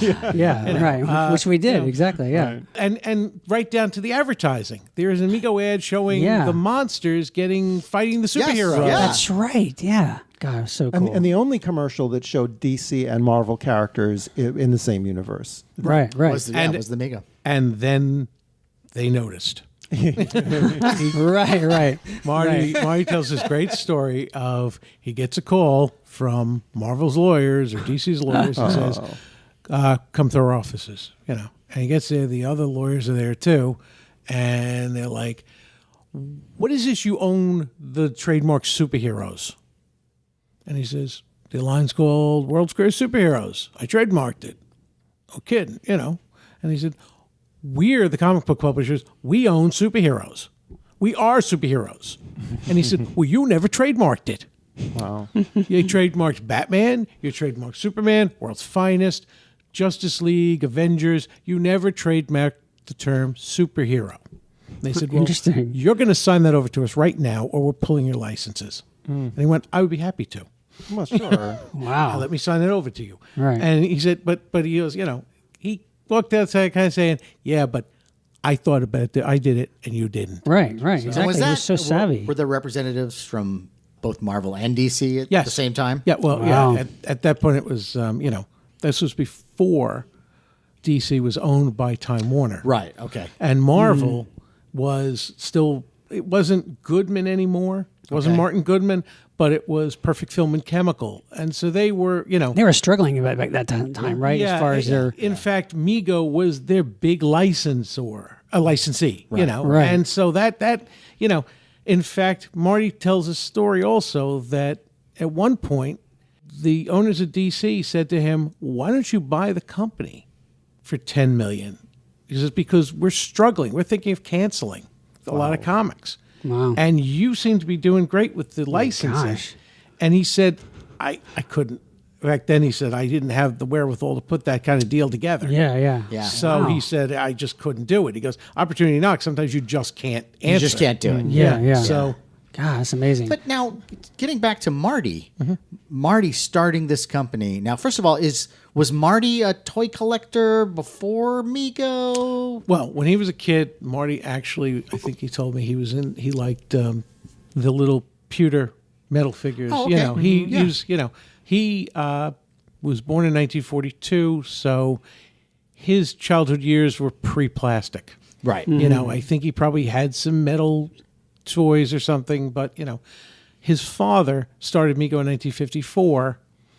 like a novelty kind of toy company, right? Yeah, actually, it was he had been working for somebody who had bought up molds and was making like Cowboys and Indians, and the father figured out how to package it up to stores with advertising so they could just buy it, put it out there, and work it.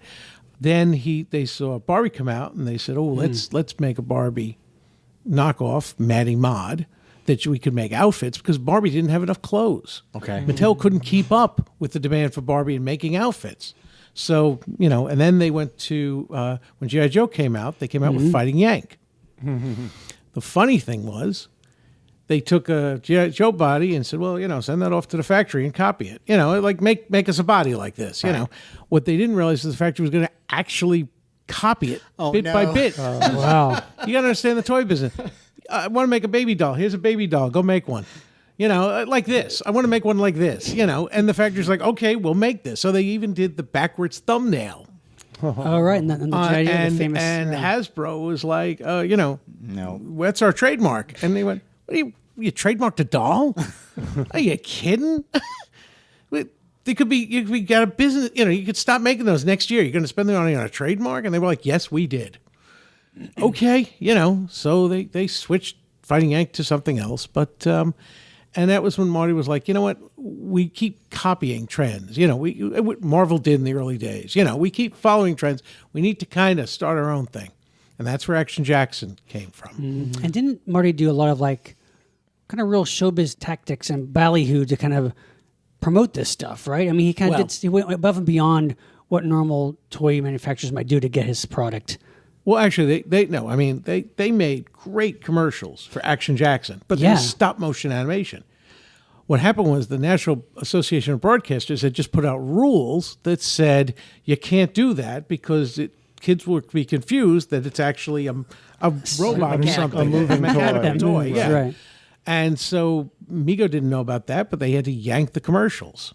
So he had this Action Jackson sold well at Toy Fair, but then reorders for Christmas dropped because the new commercials, wow, cool, you know, with Action Jackson and Is his name? I want to be an Aussie Marine. That kid just sells product. Right. But he was sitting on an inventory of a lot of Action Jackson style bodies and not knowing what to do with them. Right. And that's when he got into the superheroes. Because he's like, great, I can take the same body, put on a head, the costume, boom, I can make it different. Superman's got the same body as Batman. We do the Knights, they got the same body, move them along, you know. Right. The Apes make brown bodies. Right. So Well, talking about likenesses, those Planet of the Apes figures, the likenesses were insane. They were so good. So good. it was. And they were, and those back, remember, these guys back then, these guys weren't working from DVDs. Right. They couldn't Right. freeze frame. They got black and white stills Right. from the studio. And it's like, okay, that's what Cornelius looks like. All right, let me get some clay. Okay. You know, Right, let's see yeah. if I can- And the costumes. That's the other thing too, is that to actually have, because we went through so many rounds of toy lines where it said Star Trek or it said, whatever thing that we wanted. And then we get the toy. The toy looked nothing like the accessory. The figures looked nothing like the figures. The uniforms were all wrong. Right. And here you've got the Planet of the Apes line, and it's like, no, that's how they look in the movie. Right. And Star Trek too. Now, was it? I think I can't remember if I read this somewhere, but was the likeness for Charlton Heston just not available? Is that why they did that kind of generic astronaut? Yes, yeah. For Planet Apes, right. Back then, they weren't thinking about merchandise. Right. It wasn't like we had, get Charlton Heston to sign off on his likeness. Right. Who do the kids like? Yeah, who do they? Kids like that Charlton Heston. Where's that Ben-Hur figure? How's the action figures on Moses When's doing? the Touch of Evil line coming out? Right. But I know the day's coming. Yeah. Yes, and will we're be. all there. We're going to be making Omega Man. Omega Man. Please, yes, nice. please. I'm not saying we are, I know. but I know the day is coming. Hope springs awesome. eternal. Yeah. Was there, I'm sure the Mego cultists already know this answer, but was there one sculptor who was primarily responsible for those likenesses? No, we don't. That's Really? all been lost in the sands of time. No idea who that was. I know Mega Museum has talked to a lot of sculptors, but to the best of my knowledge, they have never identified the guys. Yeah, I did Planet of the Apes, Wow. or I did Star Trek. Right. I got to the guy who did the front artwork on the package Which is also awesome. Yeah. of Star Trek was Gray Morrow. Oh, Yeah. Oh, Who wow. also did the Western EC. figures. Yeah. Okay. The packaging on the back of like the Andorian and the Romulan was a fella named, and of course I lose his name. right. We'll fix it next. Yes, thanks. We hired him to do the packaging for when we did the Star Trek in 2007. So we had Oh, the cool. Andorian and the Romulan. Oh, yeah. Oh, awesome. that's great. That's great. Yeah. Cool. Harold Schull. Very go. nice. Okay. Very good. Nice. And speaking of the Star Trek figures, and we're talking about likenesses, and we have some here, nice mitten package ones. I'm loving them. Yeah, yeah. And the one that always sticks out to me, because with Spock, you can kind of get the general idea of, if you have the ears and you have, the eyebrows, Right. you're going to, sell it pretty well. Yes. But with William Shatner, that's a very unique, And hard to get right. hard to get Yeah. right. And And to this day and age, they have trouble and I'll getting tell it you right. why. When you're sculpting, you're looking for key points. Right. You're looking for a mole, a certain hairstyle. You're looking for a look in the, a certain shape of the eyes. Nimoy, with Spock, you have the ears to hit, you have the hair, you have the nose, and bing, there's a few points, and you get it. He has the cheekbones. With Shatner, he actually has very little distinguishing.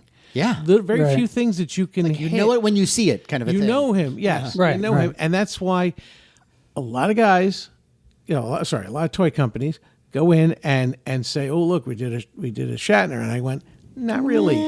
Right. But that's, everybody takes their shot at it. I Yeah. think Mego really did their Star Trek figures based on the cartoon, Which is out at the time. not That's right. the show, The Filmation Brilliant. cartoon. because that was 1974. Right. Yeah, it It's does. like, because I've done stand up and, occasionally over the years I've done an impression. And it's always easiest to learn an impression by studying somebody else's impression. Exactly.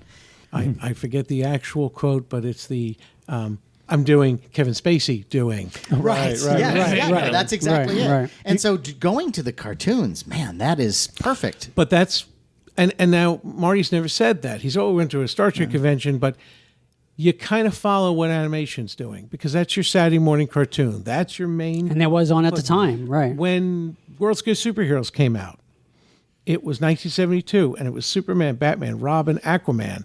What was Super Friends? Superman, Robin, Right. Batman, Aquaman. Super Friends was probably in development at the Right. time, and I'm sure he probably knew that something was coming, Right. But, also, it's not that hard. Filmation had done the Superman Aquaman hour. Sure. And Right. that Batman was, one. and Batman, Right. so Aquaman, Superman, Batman, Robin are your main guys. Right. So, Right. It's a safe bet. Cool. When they added female characters. Now, when was the point in Mego's history where they realized that that wasn't something that they, was going to turn boys against the Mego line? It was like, oh, wow, no, that's supplementing Like Uhura. my Yeah, universe.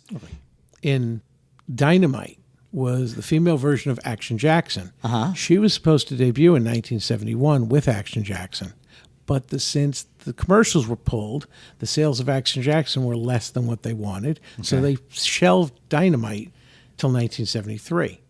The superheroes sold that first year, those first four. And so they said, okay, let's try Dynamite with her beach house, which later became the Planet Apes treehouse. AKA Jungle House for It Action also Jackson. became Action Jackson's treehouse. That house got around. It's a treehouse for my feet right now. That's but then once you have Dynamite in production, you have the DC license. So, look, Super Friends, Wonder Woman. So right off you go. Superman, and who else would you do? Batgirl.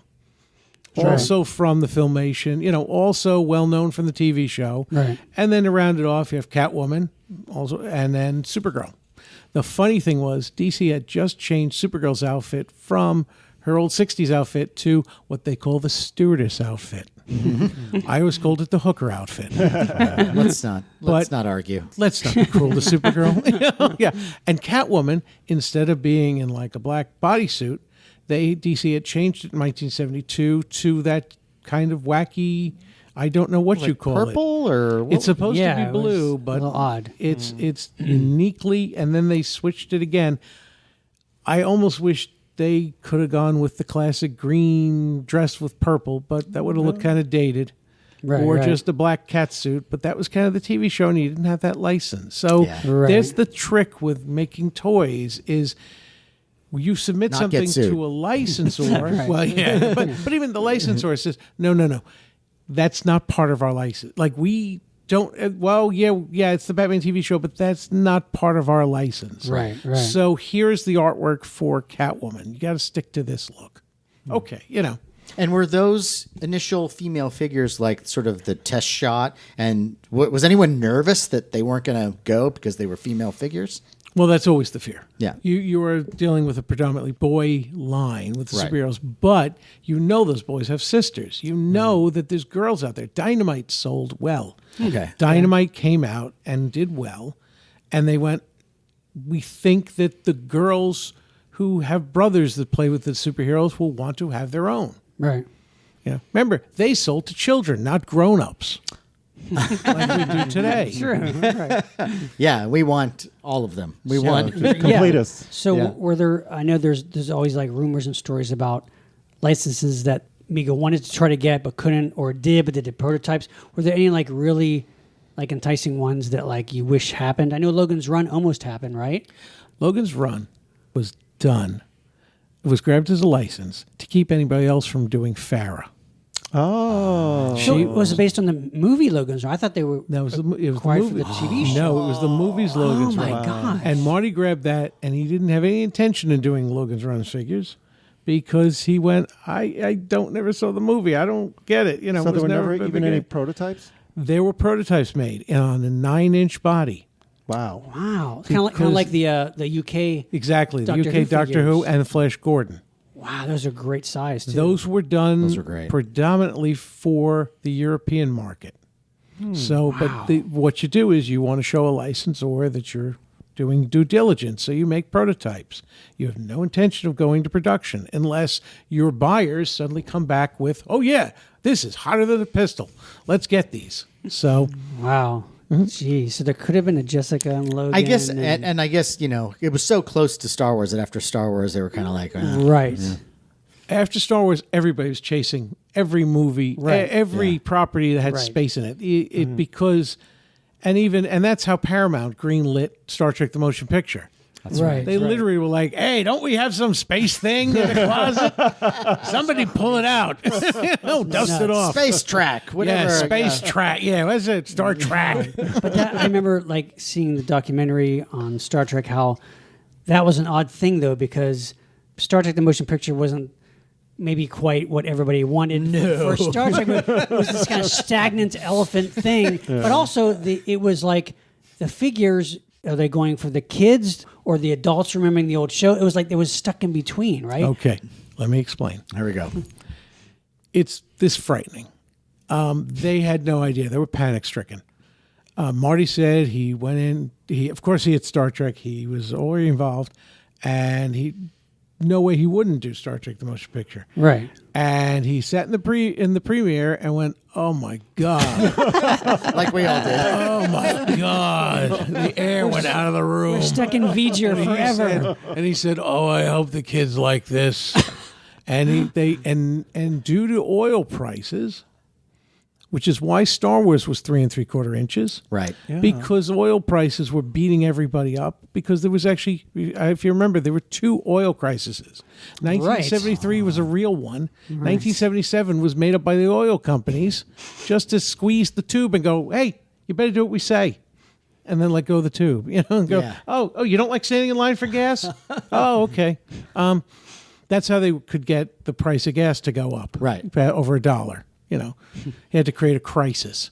Right. But so the plastic toys are made from plastic, which is made from petroleum. So when the price of petroleum by the barrel goes up, the price of plastic pellets for toys goes up. The real oil crisis. That's the real right. Right. So that's why Mego created the comic action heroes in 1975. Right. The smaller. Because the smaller 3 3/4 inch with the bent legs, because they could see that the larger size could be problematic if the price of plastic continues to rise. So they started to work on a smaller scale. Also, it made vehicles and playsets a lot more Sure. Oh, yeah. tenable. Totally. Just like the Totally. 8-inch model made it better than 12-inch, the Right. 3 3/4 allowed you even more flexibility. Was this Right. the first time that scale was introduced to the market for Yes. toys? Wow. Yes. And Wow. it's been present ever And since. as you can tell, there's very little detail. Oh, yeah. Because at Right. that size, nobody's really used to it. Right. But so when Star Wars came out, Kenner wasn't really in the market of doing. They were doing the $6 Million Man, which was Right. big. And Right. everybody was worrying about plastic. At 77, it happened twice, And everybody was worried, it was going on again, or it was going on, And so Bernie Loomis went, we're going small, because who knows if this thing's going to sell. Right. One thing about it, in Toys That Made Us, it's a great series. Yeah, I Marty love it. thought it was so great. He thought it was really brilliant. But I said one thing that kind of bothered me was this idea that Star Wars was just obviously going to be a huge hit. Nobody thought so. Yeah. Right. It was all that they brought you to. The lawyer from Fox went to visit, Marty's office. He wasn't in town. He was in Japan signing Micronauts. Right. And so when the lawyer from Fox came to the office, nobody was there who could sign the contract. And they said, "Look, Marty's out of town. Come back next week, and we'll write this up. We absolutely, we'll take it. Star Wars, yeah, sure. Star Trek, Star Wars, we'll take anything." Right. And in that building was also Kenner. A lot of toy companies had their offices in the same building. Gosh. Bernie Loomis, who was never in the office, he was always in Cincinnati, was in the office that day. And the lawyer for Fox, because they didn't really have a licensing department, they just had a lawyer that went around with it. And he said, "Well, I'm here. I might as well go talk to Kenner." Oh my gosh. And he walks in, and Bernie Loomis is there, and he says, "Yeah, Marty, I said this thing to Marty, but he's not in the office." Bernie's like, "I'll take it." What is it? I'll take it. amazing. There's $25,000 was the down payment. What that thing you call when you give them money up front. Deposit? Thank you. $25,000 for everything, for the master toy license, for coloring books, for everything. Jeez. Because nobody had any Right, thought that right. this was going to be anything but George Lucas's little pet project. Right. Not even Before the he went- studio. Exactly. Before he Yeah. went back to American Graffiti 2. Right. Right. Then Howard the gosh. Duck would come. And Yes. Yeah. Thank Save you, us George all. Lucas. But going back to Star Trek: The Motion Picture, so when those came out, those toys, nobody. Well, everybody, them, right? I mean- yes, and yet Mego was like, "Well, what's Star Wars doing? They're doing 3 3/4 and 12" because they did 3 3/4 to get them out there, and then they did a larger 12" to Right. for the bar, the kid that was more discerning. Right. that would be us. Yeah. And so Mego's like, "We're going to do 3 3/4, and we're going to do 12". And the costumes on Star Trek: The Motion Picture are painful. Yeah. It's like So bland. it's pajamas. Yeah. They might as well have footies. Like jumpsuits. Yeah. It just didn't. They're like hospital. Might as well be hospital gowns. And does anyone know what that belly warmer thing was for? To hide Shatner's belly. Maybe. That's the That first is- Yeah. logical explanation I've heard so far. But after that, like you said, everybody was jumping on the bandwagon for licenses, but nothing really hit like the way like Buck Rogers, Black Hole, nothing. Disney thought Black Hole was going to be the biggest thing ever and said to Marty, "We want a $10 million guarantee." Oh. And he went, "Absolutely. This is going to be huge." and, Gosh. and it tanked. He Right. said, "I think they sold 3 of them. I think we sold my 3 God. pieces." So Right here. he's like, 1, 2, 3. He's like, "I'm dead. I'm dead in the water. Disney's coming for me for $10 million on the guarantee." Right. And we didn't sell Butkus. And he said, then they come to him and say, "Okay, Black Hole didn't do well. We understand. But we got this new thing, Tron, which is going to be the biggest movie ever." They approached Mego for Tron. And they said to Mego, and they said, "But we're looking at a trademark and copyright database, and you got everything Tron." And he said, "Yeah, for Micronauts, I had Biotron, Microtron." He said, "I went for Micronauts, I went out and grabbed Tron everything just because it sounded cool." So he said to them, "Tell you what, I'll sign over Tron to you for merchandise if you forget that $10 million I owe you for Black Hole." Oh wow! Wow! That's who this guy is. That's great. But now the Micronauts did pretty well, right? Micronauts did great. They were Micronauts fantastic. sold well. Micronauts are number 2 only to Star Wars. Wow! And quite frankly, I've seen the artwork for like the packaging. The Force Commander from Micronauts is a stormtrooper, and it came out in 1976. So it's like, listen, Lucas, there's a difference between borrowing and ripping off, Wow! sir. I'm sorry, billionaire, sir. And Baron Karza. Yeah. Is Vader. Darth without a doubt. Vader. And I didn't realize that was And all right, now prior. the funny thing about Baron Karza, AHI was Mego's big competitor. Mego got Planet of the Apes. AHI did Astro Apes. He had to actually put a Yeah. letter out there saying stop. Fox, and he had to say, "You're not allowed to copy this. Right. The apes, this is our property." You can't make apes with guns.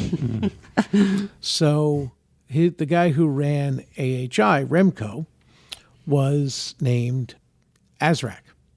Yeah. Oh. Yeah. Okay. Okay. So Baron Karza is Azrak spelled backwards. Oh, there you go. So when he was creating Micronaut, he said, Mego felt like it was AHI's R&D. Whatever we developed, they ripped off. Wow. He's like, I hated that guy.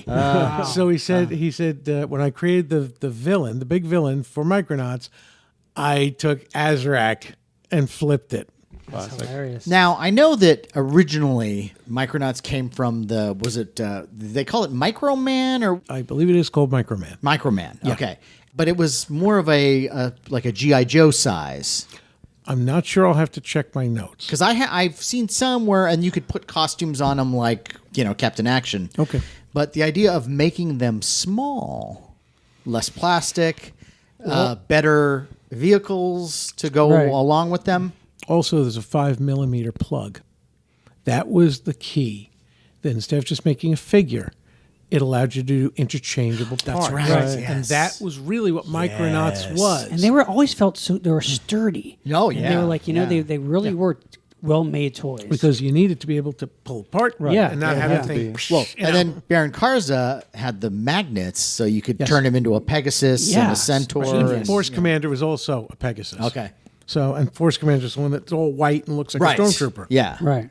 Yeah. So you had the horse Darth Vader versus the horse stormtrooper. Before there was Star Wars. But 1976, Mego came out with Micronauts, and it's huge business, Right. and millions. And that was like a toy. That was like I'd never seen anything like that. It was And like, talk wow. about great commercials, too. Yes. They, Yes. Creating that environment Yes. that made you go like, wow. You have to understand with Mego, there's two different Megos out there.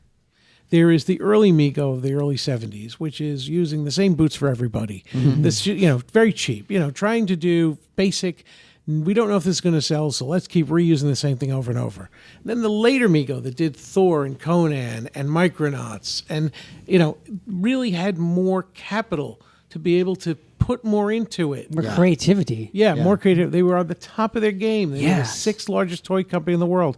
And they were hungry. They were eager and hungry to do new and cool. Right. So it was the place to be. So we're here doing a podcast in 2018 talking about Mego. And we've seen so many companies now, over the last decade or so, adapt this Mego style. What do you think it is that is the appeal of it? Because, they bring back G.I. Joe every once in a while. They do anniversary G.I. Joes. The Colorform Alien figures, Major Matt Mason, all these other figures that were great, iconic toy lines, but you don't see the kind of popularity or Something about that 8-inch. Well, Yeah. right. But I don't think it's 8 inches. What you were just saying. G.I. Joe is G.I. Joe. Colorform's Aliens, that's them. Mego was not just a figure. It was all these different characters from all different popular culture. because you say Mego, the toy company, you don't say Hasbro or you Right. don't Yeah. think you think G.I. Joe, and this is Joe's a guy, Right. and this is and this is the outfits, and this is stuff. Mego was all these different properties that you loved, and you could interact, and you could enjoy in the same scale. And every toy right. company since has went, that was cool. I want to do that. And so they're all trying to create a format. But the problem is the licenses are very hard to mix. Right. If you're doing Marvel, DC doesn't want to talk to you. If you're doing, Star Wars, Star Trek will talk to anybody. I know. If you've got Star Trek and you go, I want a Star Wars license, they're like, I don't think so. Quite frankly, Kenner Hasbro has held very jealously onto Star Wars because it's always been a money printing machine. Sure. But not anymore. That's if you're right. looking at, Yeah. since Disney got it, they're noticing a kind of glut in the market. which I'm not surprised. It's really Just overabundance. saturated. Yeah. Yeah. After 40 years, even the giants must fall. Right, Yeah.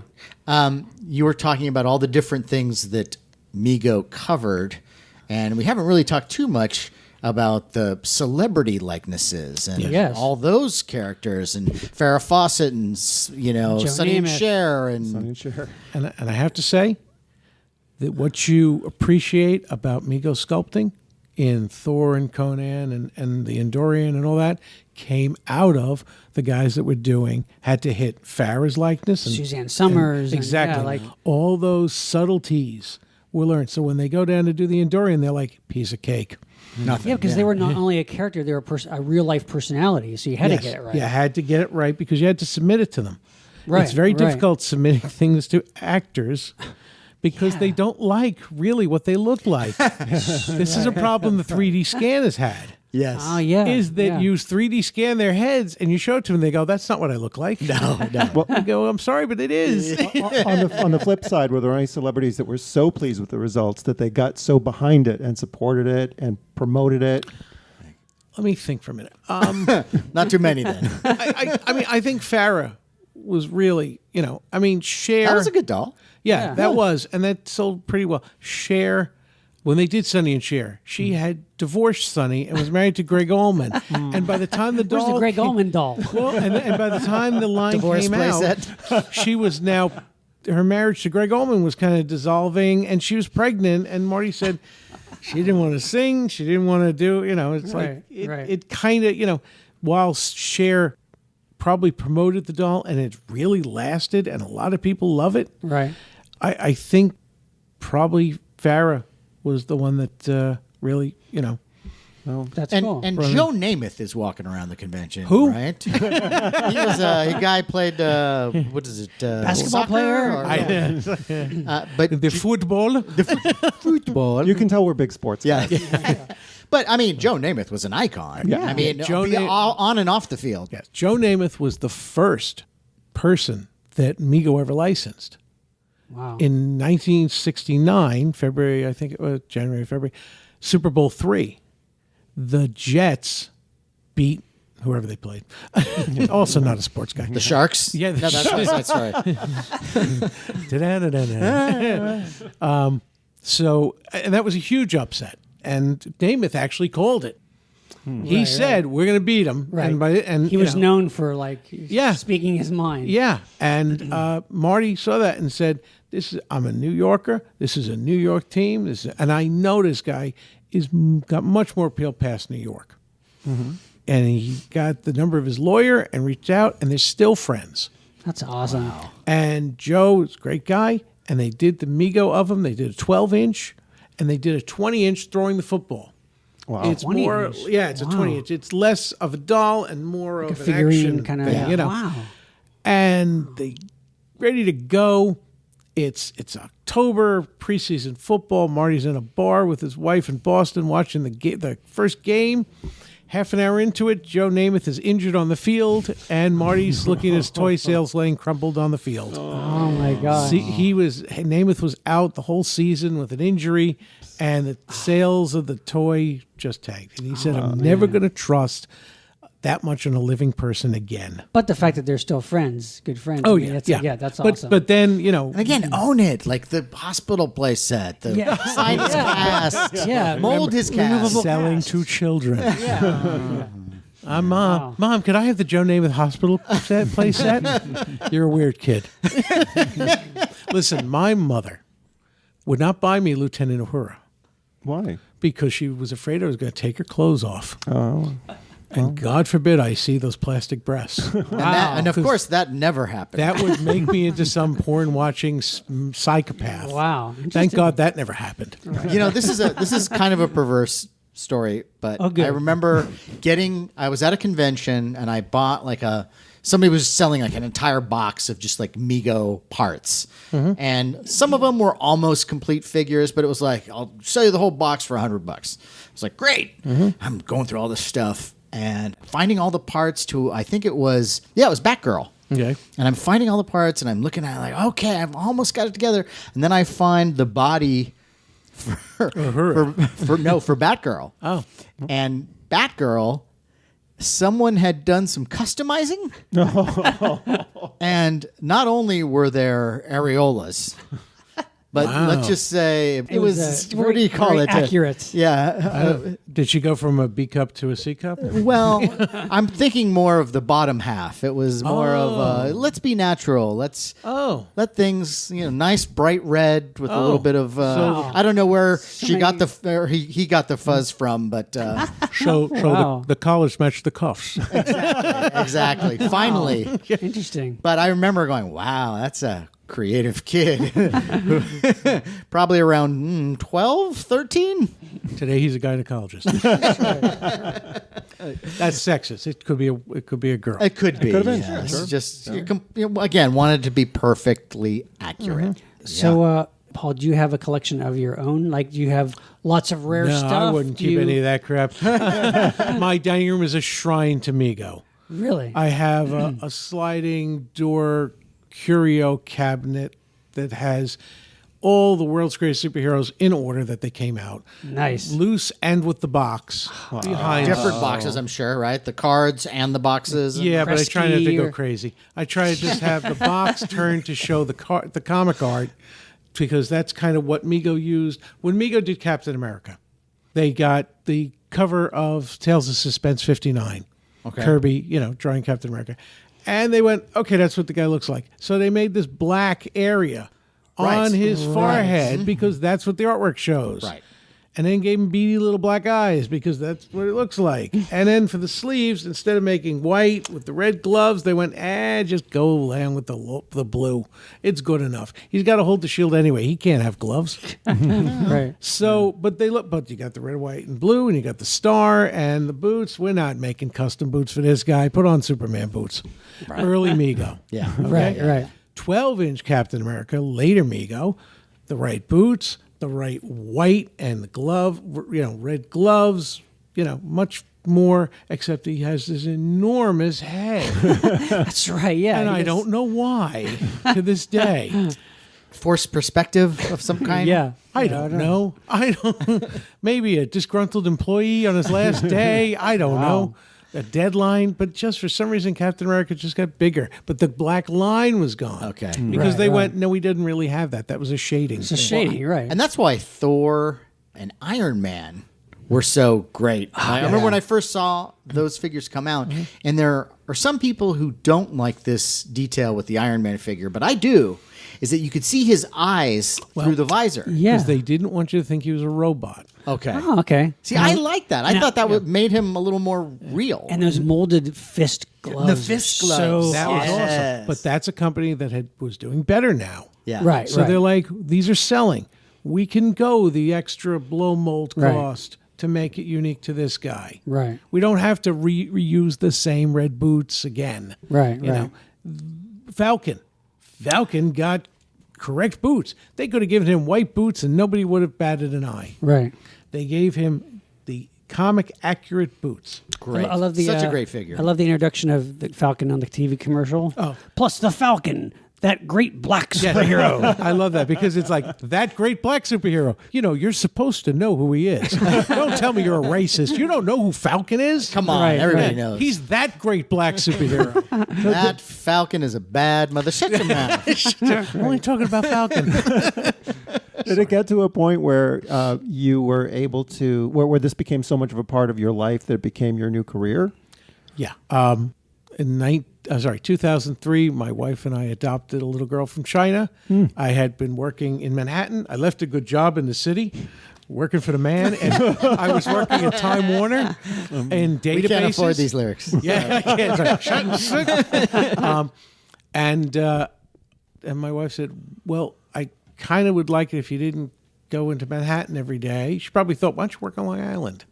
And I said, what if I try Dr. Meekle full time? And she went, Wow. we'll give that a try. She seems like a real she is gem. cool, Like she's really. just Yeah. like Now, supportive. let me tell you a story of my wife. We met at age 17. Wow. We met, we had mutual friends, and when I met her, I said, I just heard a voice say, that's your wife. Oh, that's your shoes, that's your wallet, that's your wife. And I went, oh, okay, got it. I was like, I think she was dating a friend of mine. I'm like, I hope he's not dating her because he's going to lose. because that's my wife. Great. But she wasn't. I didn't have to kill him. So, Similar to my wife's story, but go ahead. but my 18th birthday, she got me Superman, Spider-Man, and Captain America from Toys R Us. And she goes, well, I know you like superheroes. A relationship built on Mego. And I'm like, you got me Megos. My mother made me throw them out when I started 7th grade. She made me give them away to my friend's little brother, who a week later destroyed them all. Of course. I went back like, hey, how's your brother doing with those Megos? I go, oh, he destroyed them. He destroys old toys. Oh my God! So the But day that's- after that, that's- you went shopping for an engagement ring. That's what that's what creates collectors. In 20 years of doing this and talking to guys, what I Sure. find yeah. is you did not end the relationship. It is a psychological void. Yes, it is. Now, Right. kids, by their very nature, get into something, get out of it. Baseball cards, Sure. Drugs. do drugs. I didn't close that relationship either. See, monsters. You watch monster movies, then you get sick of them, but some guys don't. Right. It's something about it just keeps you there. My brother played with Megos and then moved on to record albums. Right. Didn't care. Moved on. He ended the relationship. To me, those Megos being thrown out was a gaping hole in my psyche. I didn't choose to end that. Yeah. Right. So that makes a collector. And then, Right. do you ever get that thing too, where there's somebody throws them away, or like in my case, a lot of the problem was that I was a kid when I had those toys, so I played with them, and some of those toys weren't really meant for repeated playing. Played with him Right. to death. Yeah, Right. I played with them to death. Exactly. And so, and then, all of a sudden you find yourself, you're an adult, like, hey, I got some money now. Well- here's the availability, and let's rebuild my childhood. When my Right. wife gave me those from Toys R Us for like $3.90, $3.79, Mego had just gone bankrupt. I didn't know. I'm like, I'm back and I'm 18. I got a job. I can buy whatever I want. My mother can't stop me this time. yes. Yes. And so I started buying. And at the time, they started to show up at dollar stores. Yeah. As the company was bankrupt, Right. I had no idea. I'm like, what? Why are all these Batmans in this store for $1.99? Oh, well, I bought some, but you don't ever think I should buy all of this. Yes. Time machine. Well, that's the thing. Like you're saying now that Mego is literally coming back, but it's a very different world now. These kind of toys are targeted to collectors and to adults. What are you guys hoping or doing differently to make sure that Mego is going to truly Transcend. transcend like you don't a get renaissance? lost. Yes. Yeah. Yeah. If you try to say to kids, you want to play with this is what you want, they will walk away. Right. Okay? I have watched it shows. Parents think this is cool, the kid want nothing to do with it. Kid thinks it's cool, parent wants nothing to do with it. Right. Tough to make sales on these shows. But if the parent is into it or an uncle and they say, yeah, this was cool, and the kid's like, oh, like, how do you get into baseball? Your dad gets you into baseball. Right, right. Your dad says, this is something I find cool. So basically, we wanted to use a creative program called Mego Ambassadors, where you take the guys who are already into Mego and tell them, we want you to go out and evangelize this in a good Right. way, not the weird, creepy, Right. culty way, Right. but to go out and show this and make an effort to the people in your life and friends and, get these out there and show them. This is something I think is cool. Yeah, because hopefully you'll be able to hit both, people our age, but also young generations too. We'll see. Right, exactly. Yeah. The next round that you did when you brought back the Star Trek figures. Yes. That line, I'm assuming, did pretty well because it led to the new Mego. So that should give you a pretty good idea of Right. how this whole venture is going to wind up, right? But remember, the Star Trek figures I made in 2007, 2008 with Diamond Select Toys, thank you, Chuck Tessera, you're an awesome guy, were sold in comic shops, which is specialty stores. sure. Right. And you just don't get Smaller run. what I call, you need escape velocity. In order to Right. really bring this back, you need mass market. You need it to be out there where the people are, Right. not in the man caves of comic shops. Right. Right. So Or conventions or conventions, yeah. Come to think of it, the timing is perfect for a Target exclusive now that Toys R Us is gone. Yes. Yeah. And Yeah. that's not lost on anybody. Yeah. Target is realizing that the collector market is more of a factor, and that like San Diego Comic-Con, this nerd homeworld thing has become everybody. Sure, it's become well now. It's the coolest thing in the world to be a nerd. Right. I know. mean, it's Who knew? Mainstream. now. Right. Yeah. right. I feel like going back to all the bullies that beat me up and saying, Yeah. well, who likes superhero movies now? Yeah. Don't get me started. Yeah. But so the Star Trek figures. Yeah. When we, Which are a great run, by the way. Like I Thank you. I loved all of them. There was only one that I felt like was a little confusing. it was The Christopher Pike. yes. And Christopher it was Pike. interesting because the other ones are so on the money. And the Christopher Pike, I guess the sculpt seemed to me almost like there was a Christopher Pike cartoon that I wasn't aware of. Right. And that's what the sculpt was based on. Right. Senator, I can explain. All right. On a vice of council. What happened was when we did Pike and the Salt Vampire, we had moved the production from my factory to Diamond Select's factory. Okay. So this was this factory's first time doing Mego. Okay. And the sculptor who did Pike, this really talented guy named James Brady, who also did Khan, and he also did Sulu and Chekhov. Good. Yeah. All good. But he felt the Chekhov was a little small, so he tried to overcompensate by making Pike larger. But his style, the way his style is, and what makes it fit in so well with Mego Star Trek, is he goes for that cartoon style of Right. filmation. Yeah. And so Pike was kind of a little over. And Jeffrey Hunter also suffers from Shatner syndrome. Yeah. A little He generic. must say things like this.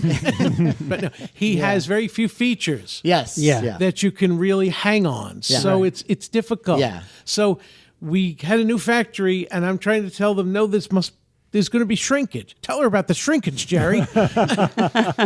Anytime you take a casting and send it to a factory, there's going to be 5% shrinkage. So I sent a head that was larger than I would have liked, but I knew that come out the other side, there was going to be some shrinkage. Well, the factory said, that's 100%. We better keep it at this.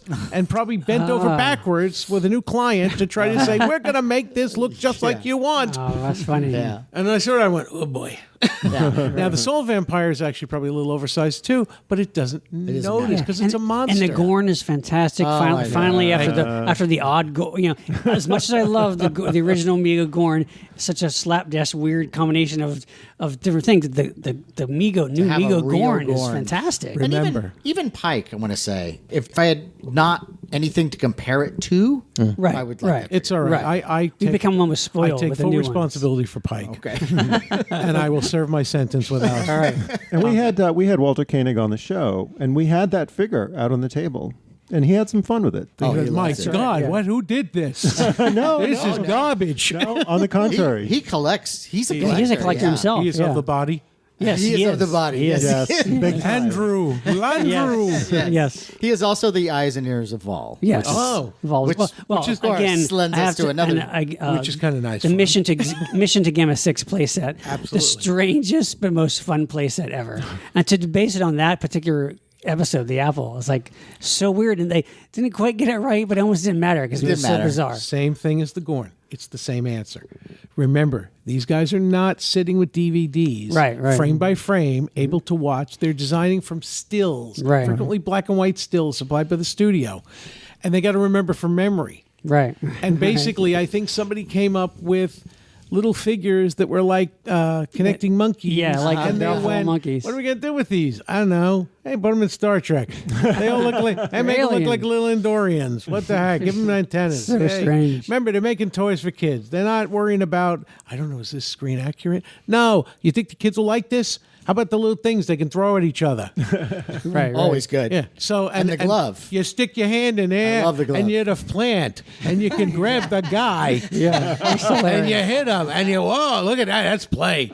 You know, these are people making toys for children to play with and destroy. Right. So you Toys- didn't have to buy another one. Yeah. Right. Toys, by their very nature, are destroyed. Yes. Right. It's true. The most amazing time every year is Christmas morning. Sure. where I watch children rip apart packages and little accessories go flying in the light of the Christmas tree. And I go, excellent. I will collect these while they're distracted and make parts. That's right. And continue this obsession. So Now, no, go ahead. So speaking of wish lists, you must this weekend and probably several other times you must always get interesting requests. Mego guys always make wish lists. Yeah, They do it. You don't have to ask. They What are- just put Right. them out. What are some of the more unusual or? I refuse to answer on the grounds that it will incriminate me. They put down everything. Everybody's got their own list. every pop culture. Everybody always has their own list of, oh my God, you have to do this, and oh my God, you're an idiot if you do this. Here's the ones. Here's a few that I bet you have. Let me get my pencil. Zardoz.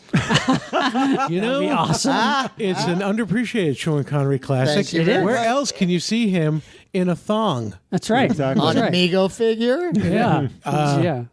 That's a good one. I think we have to wait for Connery to die first. Okay.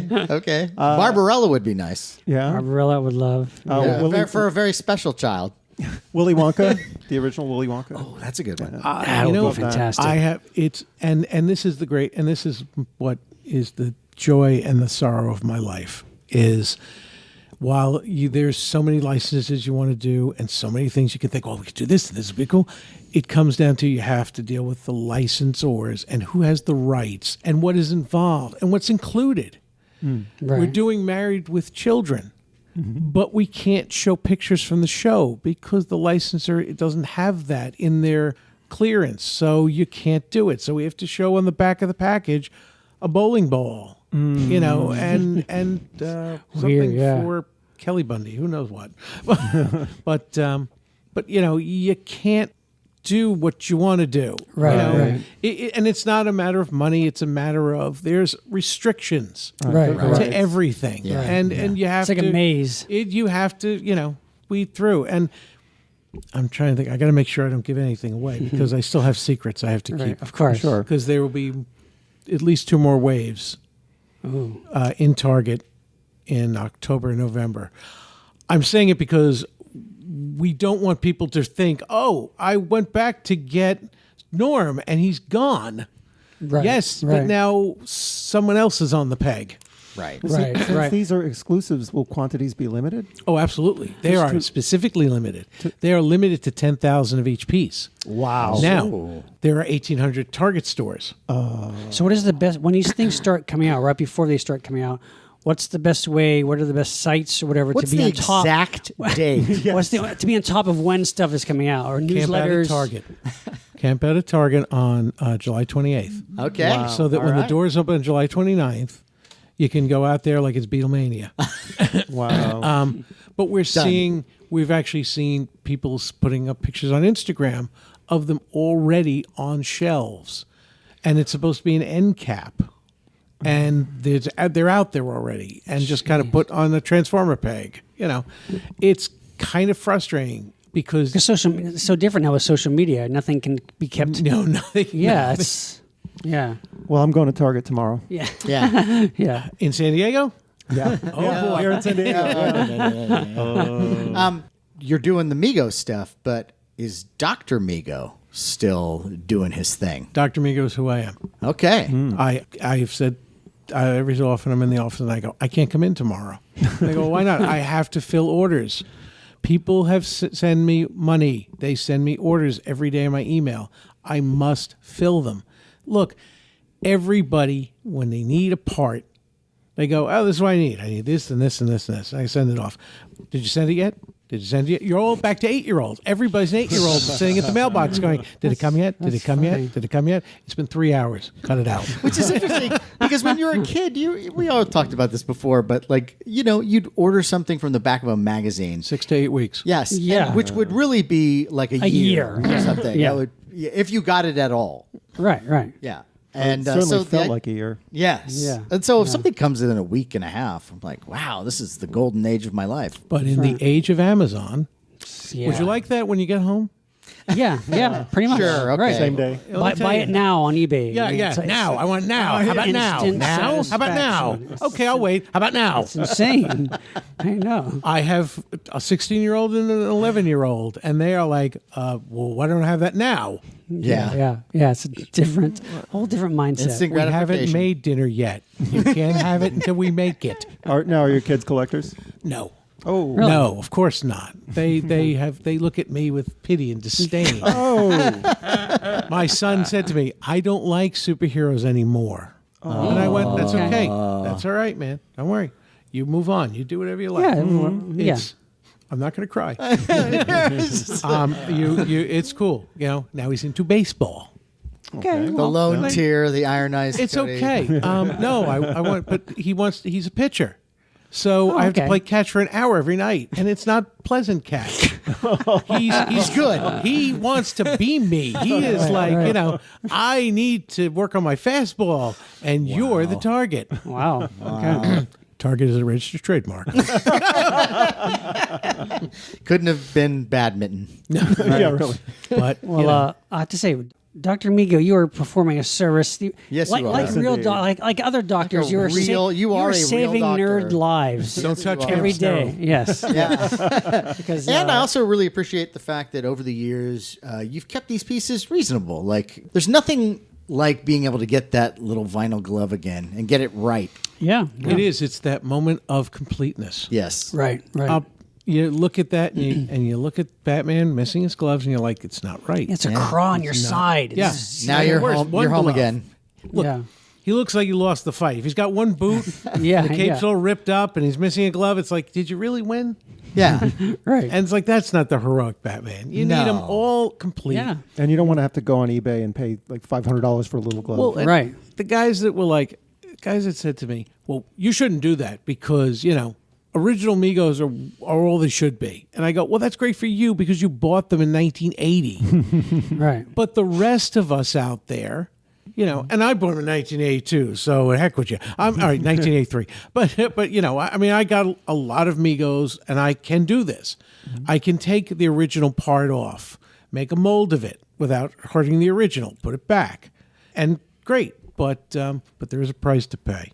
Over time, I've had a lot of gloves split, like Iron Man gloves split or boots, because the more you cast something, the molds only last for 50 castings maybe. But over time, you have to keep redoing things. And after a while, it starts to split. Have you ever gotten requests for original costume items that did not exist on the originals? Oh, yes. that's a good one. Oh, Oh, yes. yeah, yeah. Yes. I get a lot of, I'd say 50% of the business is people asking for different colors. Wow. And you don't charge extra for that because it's just a matter of, do I pick this paint or that paint? Because I'm doing it to order. So it's not like I'm running a factory. Right. And I want to encourage that because there were guys who were painting Andorian boots red for Captain America. I went, my God, man, there's only so many Andorian boots in the world, and you're wrecking them. Insane. And it's like, yeah, I will make you these. I will make them in red. You don't have to do that. What about the customizer called? People who customize their own Yes. action figures. You Yes. must get a lot of business from them. Yeah. But sometimes they're kind of frustrated because they're like, I need you to make the Blade Runner pistol for me Right. in China. Like, no. I was like, okay, first off, you're talking about sculpting a piece, okay? Well, I have friends that can sculpt, but they're going to charge $300. Yeah. You know, Right. and it's like, and they should because, you know, It's time. this is Right. a unique piece. Oh, and by the way, that's something that's not like I can put up on my website. I'm like, you want the Blade Runner pistol? Right. Yeah, that's copyright infringement. Right. Yeah. You know. That's Right. why we've got things like Android Hunter. Right. Right. Never thought of that. Right. Right. Well, like I said, like we've all said, Yes. you have done a service. Yes. Yes, thank My you. pleasure. We greatly appreciate it. So what have you been doing at Comic-Con though? What have the panels you've been doing and why are you Well, we kind of- just had the Johnny and Pound, but I'm working the booth. I'm here to evangelize. I'm here to Nice. serve Marty and just keep screaming at the top of my lungs, Mego is back, baby, Right. and just keep talking and telling people what's coming. And does Robot Chicken play into this at all? Oh, I'm sorry. Back many moons ago, before time, I got a call from Zach Oat, who was involved in Twisted Mego Theater. And he said, hey, Sony gave us a budget to do a thing called Sweet J Presents. It's kind of like spoofing Mego, like taking Megos and using them to do like little comedy skits like we do Twisted Mego Theater. And Twisted Mego Theater was in Toy Fair magazine? Yes. Thank you. And so he said, but, it's not much budget, so we need Mego stuff. We need parts, we need outfits, we need heads. And I said, anything to promote Mego, I'm on. And they said, well, we have no budget. I go, give me $1 over my cost. All right. And then that turned into Robot Chicken. Wow. Poor Zach got jettisoned somewhere along the way. He got Zach Oat, who now works for Diamond Select Toys. Okay. Awesome guy. Thanks, Zach. I like you a lot. So that became Robot Chicken, and they were like, we have no budget. And I go, okay, anything that moves Mego, anything that promotes Mego. So same deal. And they said, well, we'll give you a credit at the end. I go, yeah, whoopee. I'm dropping my daughter off at daycare, and the teacher's like, are you Dr. Mego? And I went, yes, I am. And she went, oh my God, I love Robot Chicken. And I'm like, oh, I'm glad to hear that. I'm going to go to work now. But I realized that's cool. a whole generation that had gotten into this. Yeah. And I'm like, and the point of the story is really, when I sat down to talk to the guys at Diamond Select Toys about doing Star Trek Megos, they said, we know you from Robot Chicken. Sure. You have shown that you can meet deadlines. It's one thing to be a fan of it, and we're all fans, Right. but we need to know that that you're a professional who can hit deadlines. And if you're working with a TV show, we know that you're able to supply Absolutely. and we know the guys there. And it's like, we will give you a chance to make Star Trek Megos because Robot Chicken tells us that you're a guy who can deliver. That's great. Great. And when I went to Marty Abrams' house with the first 6 Star Trek Megos, and I said, you told me go get a license 4 years ago. You told me I'm standing at your house with the boombox over my head. And he opened up and he pulled out an Endorian that I made, and he went, wow, you really nailed it. I swear this came out of my factory. Wow. That's great. I'm like, I'm done. Yeah. yeah. It's great. the ultimate compliments. That's great. Yeah. So he gets better. He turns to me and says, all right, you showed me you're not full of shit. What can I do for you? Wow. I am on Santa's lap. Right. And I'm like, I go, superheroes. Marvel and DC, that's Hasbro and Mattel. I can't get my foot in the door. He goes, I'll talk to my friends, the president of Mattel, the president of Hasbro. I'll talk to some people. I'll talk to some people. And my friend Joe and I walked out, and he went, you think he's serious? And I said, he didn't ask us for any money. He didn't ask us to sign anything. What do we got to lose? Right.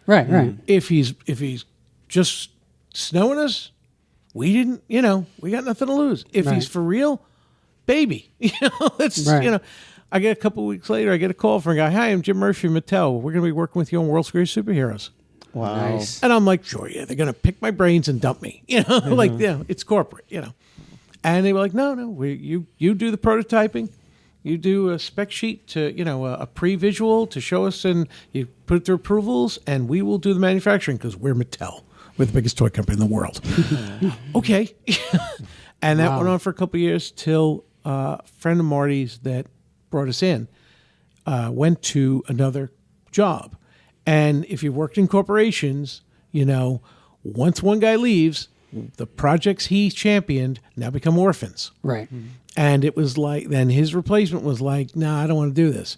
I wanted to see us move into Masters of the Universe because that's a Mattel brand. I don't like the idea of doing some other company's thing. So the line got canceled, and Diamond Select, we had been still doing Star Trek with Diamond Select, even while working for Mattel. And they said, hey, we got the Universal Monsters license to do Megos. And they're like, so what do you think the first 2 should be? And I'm like, oh, dude, this is awesome. And we did Universal Monsters. And then they said, oh, by the way, we got Marvel. Wow. But there's a stipulation. It's got to be $80. Wow. The rule that Hasbro has is that it has to be one figure, one character, $80. This was because of Sideshow. Sideshow had done some custom Star Wars 12-inch, and Lucas saw them and said to Kenner, why aren't you doing those? Like, that's the kind of thing I want to see. And they said, the numbers aren't there. That's the collector market. It's tiny. We can't be bothered with that. The cost of doing that kind of detail would make the thing unbearable at retail. So Lucas said, all right, so how about we cut a little piece off the license and let these guys do high-end collector, $80 one character. So they can't do a 3-pack of Luke, Leia, and Vader and call it Father's Day. You know, it's, you know, one guy, okay? You know, so you're protected at retail and they can do quality work. Like right in between kind of thing. Right, Yeah. right. So that has held. Okay. And Hasbro says $80. So Mezco, doing his 1/12, awesome stuff, love you, Mez, is $80. And I mentioned it to him, and he goes, oh, I didn't know about that. That was my retail price, you know. So the guys at Diamond said, well, $80, that's tough. And I said, well, the wholesale's $43. And I said, so I went out to retailers and said, you're going to take a box and put it in a box. You're going to take it out of the box from Diamond. You're going to put it in a mailer box to send out the door. If you pay $43, if you make $20, is that okay? And they said, yeah, that's reasonable. I go, so you don't have to charge $80. That has to be the suggested manufacturer's retail price. So you can put a line through it and make it $65.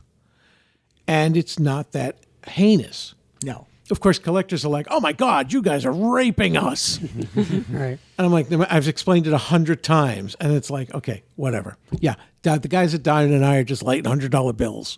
Right. And you look at those Sideshow figures, the 12 inches, and they were, you know, what, roughly $40?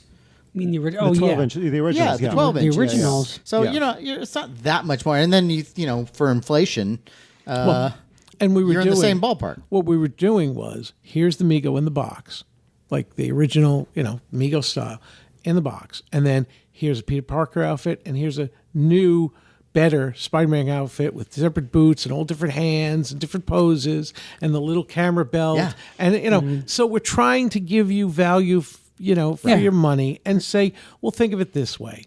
If it's $25 a figure, that's $75 right there. We wanted to put more in anyway, Right. but Right. you know, but at least it's like, look, we're not going to, and they're numbered. We're not going to be making more than 3,000 Right. of them. So this is a very small niche thing. Sure. We get to do Marvel Megos. I got to do a Marvel Thor. Yeah, All that's right, awesome. I'm like, oh, I got to do a Marvel Wolverine. Yeah. You know, I mean, this is, you know, I had to do Marvel Deadpool, but I got to do Marvel Daredevil. Yeah, that's great. You know, and it's like, that's really cool. Yeah. And the guys at Diamond's like, and then, you know, Marty's seeing all this. And, you know, he's following along and he goes, you know what? You've kept the torch. Oh, at Toy Fair one year, he said to me, he goes, when all was dark, you alone kept the light on. Padawan. And I'm like, could I have that as my wake up call, my wake up alarm every day? And he said to me, he goes, all right, listen, we're doing the toys that made us. He calls me and says, all right, they're coming to my house. I don't own anything. You have everything. I've seen your dining room. He goes, bring it all to my house. Wow. Yes, Lord. He doesn't own anything? Not really. Wow. I brought home a lot, but over the years, children. Right, sure. Kids, just, you know, hey, play Children. a toy. It's a toy. Type of toy, you know. Right. So he's like, yeah, I really don't have, he's a few pieces, but, you know. So I brought the Planet of the Apes treehouse full of the apes. Of course, I'd love to. You know, the Enterprise, all the aliens, and then the, you know, Micronauts. I went to my friend Paul Lazo at Amok Time Toys in Hicksville. Check out great specials. That's actually I really love great. him. We We love love that. him. He's a cool we love guy. those Oh, my he God. is a Buy good stuff guy. all the time from them. Yes. He said to me, I've got all the Micronauts boxed. Oh my gosh. You want to take those to Marty? Because I was saying, oh my God, I was like, look, I have no Micronauts. I don't want Marty to know this, but like, you know, I was like, do you know anybody who has any? He goes, I have them all. Wow. He goes, for you, I'll lend them to you to take to Marty. because I know you'll bring them back. So That's awesome. We would have been surrounded by MEGO toys, except our fourth member, Larry, who was going to bring his treehouse and a myriad of other That's right. things. Yes. Mint in package. He has all of them. Couldn't make it this weekend, unfortunately. But we all have collections. Oh, yeah. Big collections. Yeah. So, while we're doing the Netflix filming, which is Marty holding court for 4 hours, just talking. And it just the guys from Netflix are just enraptured, and I'm going, damn, I need a copy of this to keep for posterity. Right. So it's going to be a dedicated MEGO episode on Toys. Let's put it this way: they got enough information. Sure, They have enough. He should go on the road and just do a one-man show. Listen, he's now enamored with Comic-Cons. Really? So he says to me, listen, why don't we go to New Orleans Comic-Con? I go, it's a ballroom show. There's no panels. Is this the first Comic-Con he's been to? Well, we did go, we went to Long Island Comic-Con, which is Eternal Con, and we had a little thing there. It was kind of like a dry run for this. I said, let's try. Here's a panel. Here we set up a booth. Let's see, run through what we can do, Right. Since we're native New Yorkers, going to Long Island, it's a great, easy thing for us to do. Sure. But he said to me one thing, he goes, all right, I'm ready to bring back the company. Nice. You're in. Which is like the manager of the Mets saying, why don't you come down and put on a uniform, hit a few balls around. You're the new guy singing for Journey. Yeah. I'm like, am I going to be the first MEGO employee since 1982? Yeah, right. He goes, we'll see. Let's see how you do, all right? That might be a secretary. So he come, so I go to his office, which is like 20 minutes from my house, and we work on, I deal with the factory, I'm in the meetings on production. They say to me, all right, what characters are we doing? And I go, well, I get to pick them? So if I say we're doing Sulu and Chekhov and Mirror Universe 2-pack, you're okay with that? And they went, yeah, sure, sounds good. Nice. Kid in a candy store. Yeah. I get to choose. It's like, and I'm involved with the factory and, saying, no, this is not the right PMS for Superman. This is the wrong color. It can't be electric blue. It needs to be royal. Sure. And they're like, what's the difference? It matters. Yes. Me. Yeah. You're going to get letters, and we mean actual letters. Yeah. Right. So it's awesome. Sounds amazing. I am literally living the dream. Really? Right. Yeah. It's great. And Marty keeps telling me, he goes, you're doing a great job. And I'm like, I am? I'm like, and yet, you know what? We're in the age of fan. Yes. Yeah. Yes. Where Wonder Woman was a great movie because the woman directing it was a fan. Exactly. Yeah, of course. She wasn't a corporate shill that was looking to churn out, a turd. Summer blockbuster. Yeah. Right. Yeah. Absolutely. We need to have this explosion at this time and this, and have these and blow up over there, and have her come swooping in and the guy, get shot in the face, She made what she wanted to see in a movie. Right. And look at James Gunn. Right. And exactly. what he's been doing. Yeah. And Kevin Fear. These are guys. Stan Lee was like going around. Sorry, not Stan Lee. Ari Everett always went around and asked all the people with Perlman and Eichmann, do you read the comics? And they went, I'm a grown man. I don't read comic books. He's like, you don't get it. Right. If you're not, why you can't be involved in this unless you enjoy the product. Yeah. It's definitely. We've said this many times. It's a golden age. Yeah. Right now for fans and nerds like us. It sounds like you're the perfect person to shepherd this. I have no choice. Your hands are tied. My Dr. wife Mego. said, you got to do this. Right. Jack Kirby, when Martin Goodman sold Marvel to Perfect Film and Chemical for $16 million, Kirby said, now I understand why he never paid me what I'm worth. He doesn't think this is worth it. Ant-Man is worth $16 million. And that was in the 60s. Kirby knew Ant-Man was worth $16 million. The whole company was sold for that. Yeah. Right. Spider-Man, the Fantastic Four, Iron Man, the Avenger, everything for $16 million. Wow. Kirby was a fan. So he understood, like, this is what we're looking to do, Right. You have the And it's- passion. Yeah. It seems like it's taken forever to get to that place. And that, once again, when you think about the original Star Trek, Gene Roddenberry, yet another guy who actually believed in the project and loved it. And Yes. Right. was a grand thinker. Well, this has been amazing. It's been great. Thank you for taking time out from yes, Comic-Con to be here with absolutely. us. My pleasure. This is, Yeah. this is This like has been wonderful. Yeah, you are a delight. Seriously. Well, thank you. Yeah. Yeah, no, and you got to come back. Here's Yes. the check. We'll have plenty more cocktails the next time if you partake. Yes. But yeah, we're in Los Angeles. If you're ever in the area, just Okay. let us know. Yeah, and we'll absolutely. treat you like Cool. a king. We've done Yeah, seriously. Kneel Yeah. before Zod. because we've done like a couple tour related episodes. But like I said, never completely all Mego one. Right. Yeah. Yeah. So Well, I could wax poetically for hours. I know. No, that's what we're looking for. And as the company resurfaces and continues, it would be great to do a follow-up and Yeah, see how absolutely. things And have let been us going. know Yes. anything we can plug. We're more than happy to Yeah, do that totally. because Totally. I we're will. fans too. And and tell Marty that we love him. Okay. and Yes. we miss him. Let me add this. MEGOambassador.com is where you can sign up to be a Mego ambassador. You'll get challenges from Marty to make like a video, show your collection. Okay. okay, cool. Do things, Sure. and you'll get news and information about what's coming out, and you'll get first place in line at any signings or appearances, Lovely. kind of Nice. things we want to make the fan feel welcome. right, Right. right, and part of it. Cool. Yep. All right. And there's Thanks anything so else you want to plug or anything else that will help the Mego experience? MEGOmuseum.com. Okay. Fantastic All right. site. The guy I told you about, Scott Adams, he is decided that he is happiest being Robin Adams. Okay. He's and she is very great about blogging about her story and how she's transitioned, and she is the one who has created not just Mega Museum 20 years ago, but there was somebody doing playsets, Dita displays, really next generation style Mego playsets. That was Robin Adams.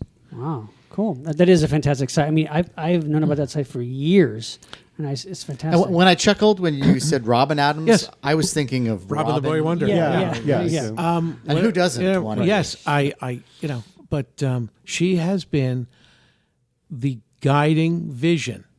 She did all those Mego Museum trading cards that are yeah, so those are cool, Great. So I great. love those. and they become collectibles in and of themselves. yeah. And she is fantastic. And push her our way too, because we'd love to have her. She Absolutely. is in San Francisco. Oh, great. Okay. Perfect. Okay. She's on your coast. We might be able to Of work course, that out. that's like saying, "Oh, hey, you're in New York. I'm in Florida. Why don't Yeah. you stop off?" yeah, just drop by. Yeah, just stop in. Yeah. But no, she is awesome. Great. And doesn't get enough credit. Awesome. Okay. Because She does here. clowns like me, jump up and down and do interviews. Well, thank you so much again. Yeah, Yes, thanks thank thanks you. for This has making the been awesome. time. And My pleasure. Have Thanks a lot. wonderful Comic-Con. Thank you. Thank you. Okay, so that was it. Oh, Matt, that was Mego awesome. Mania. Nice. Yeah. That was awesome. Come on. No, seriously, lot of guys. fun. No, Cover a lot of stuff. Talk about going there. I mean, we went there. I wished, God, I wish I was there. That was fantastic. So you guys didn't have to ask about King Kong. That was and thank you. That was awesome. Wow, no. Awesome. Yeah, that Thank was you good. for being the ornament on this Mego tree. It was my That's right. pleasure. That's right. And we want to thank Dr. Mego again for spending time with us. That was awesome. Absolutely.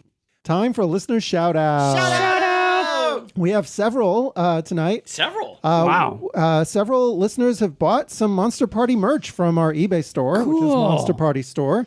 Tony Zarak Jr. from East Brunswick, New Jersey. Tony. Tony Zarak. What a Rob, great Good name. name. Rob Smentek from Haddon Heights, Another New great Jersey. name. Rob. It sounds like we're big in Jersey, guys. Oh, Sean Hoffman from Chicago, who we actually got to meet at San Diego. Did you? Yeah. Yes. Very, very cool Yeah. guy. Yeah. He was also at G-Fest, but we didn't run into him there. But we heard that there was someone else walking around with a Monster Party T-shirt, and it turned out that it was Sean. As long We as didn't he's connect. representing, that's all we care about. yeah. And finally, Tyler Horlings from East Gwillimbury, Ontario. Nice. Tyler sent a nice note saying, I've been listening to you guys since you started, essentially. Wow. You're my favorite podcast to listen to, and I can't thank you guys enough for all the insight and entertainment you've provided me. Awesome. I'm a big Universal Monster fan, and I'm an avid horror sci-fi movie collector. My thoughts and prayers go out to Larry. Hopefully one day he manages to finally turn that new leaf or page. Thanks. Yeah, thank you. Everyone's worried about you, Larry. I'm working. I have to write a list of all the new leaves. Yeah, we want to ask him if we can come to Ontario if the shit hits the fan. Yeah, really. So thank you, Tyler. Thank you, all of our Awesome. listeners. And let's remind everyone that you can find us on Facebook and YouTube at Monster Party TV. Our Twitter handle is at Monster Party HQ. Instagram is also Monster Party HQ. If you're listening to us on iTunes, please take a moment and write a review. We'd love to hear from you. As I mentioned earlier, our Monster Party merch is available on eBay. It's available on Monster Party Store, which is our vendor name. We will have updated sizes and inventory in the near future. We're nearing the end of our current kind of inventory run, but we will have new sizes, including women's sizes, God willing, in several weeks. A little hard to commit, but keep checking. But we'll have your size. That's right. God willing, Your we size is coming. will. Eventually. Well, I also want to give a special thanks to our sponsors at Creature Features. Yay! And Creature Features. Taylor does an amazing job. You should check out their website at creaturefeatures.com, where they still are sponsoring their art shows, book signings, and new CDs. You could also check them out on eBay. Their store name is C-Features. They have all kinds of stuff for all your monster needs. I also want to give a special thanks to Time Tunnel Toys. Tunnel Toys. Time Tunnel Toys, located at 1583 Meridian Avenue in San Jose, California. And Joe and Sharon, they have a fantastic store filled with all kinds of vintage toys. Go to their website, timetunneltoys.com. Some and Migos? they have lots of Megos. I think I bought some Megos from there. And just about every 4 months, they put together an antique toys show where there are lots of Megos for sale there. Go to their website, timetunneltoys.com, and I'll give you all the information. On that note, I am world's greatest Matt Weinhold. And I am fist fighting Shawn Sheridan. I'm mitten-boxed Larry Stroth. And I'm removable cowl James Gonis. Keep America strong! Collect Mego action figures and buy two. One to take out of the package and one to burn. After you play with it for a little bit.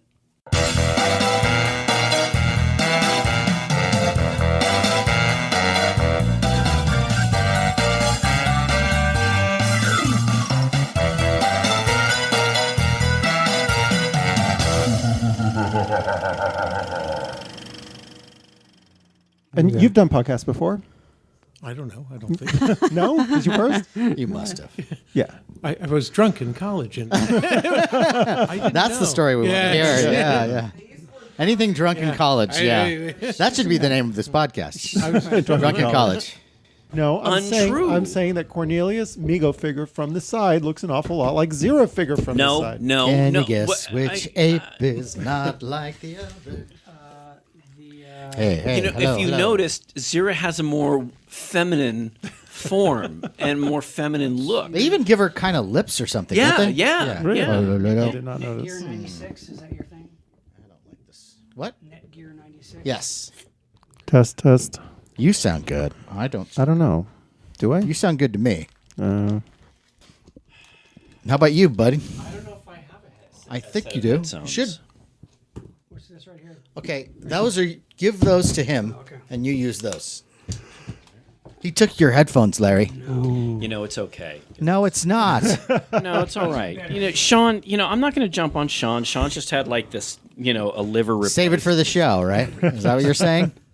Yeah, he just had his liver fixed, and so it's stronger now. I don't remember. Okay, a liver. He had a gut or something, a stomach thing. Stomach thing. He doesn't even. He has no idea what you suffered from. I've had a lot on my plate, And look, I knew Sean's condition was not on that plate. No. Wait, I'm going to have to move this. by the way. Oh yeah. No, Sean's liver was not on my plate. No, well, thank God. No one was. Yeah, who wants to eat a pussy liver? Have you ever tried liver? By the way, It's did horrible. anyone have to? No, it's gross. What about liver Horrible. worst? Liver worst? Oh my God, horrible. Well, because from a German family. Yes. Yeah, that was one that came up a lot. What's funny? I used to like it as a kid. Really? Liverwurst. But I didn't know. It's like, oh, here's a fun little piece of meat. I didn't know what it was. But then you didn't eat it and go, gah. it had like that chalky flavor. Well, It's oh my god, it's horrible. if I had the option of liverwurst or here is a batch of peas, I'd go for the For a minute, I thought you liverwurst had any a day. batch You of don't, pea. you don't like peas? A peel by itself. You don't like peas? If you put love a peas. big cup of peas in front of me, I would vomit. But Is that right? But I love split pea soup. Well, you And make- let's say you have chicken noodle soup, you have little cut carrots in a little cube, and maybe a pea or Mushy two. peas? I can do that. Wow, interesting. But not if you have a whole bowl of peas. well, wouldn't you agree that soup pretty much saves anything? Yeah. You make something into soup, squash soup. I hate squash. My liver in soup is delicious. What about pork rinds? Between peas and pork rinds? Larry? No, You don't like pork no, rinds? No, I feel like I don't even want to discuss. But if you had to like eat one or pork the other, rinds. peas or pork rinds, which would yeah, you which eat? would you have? If you're on a desert island.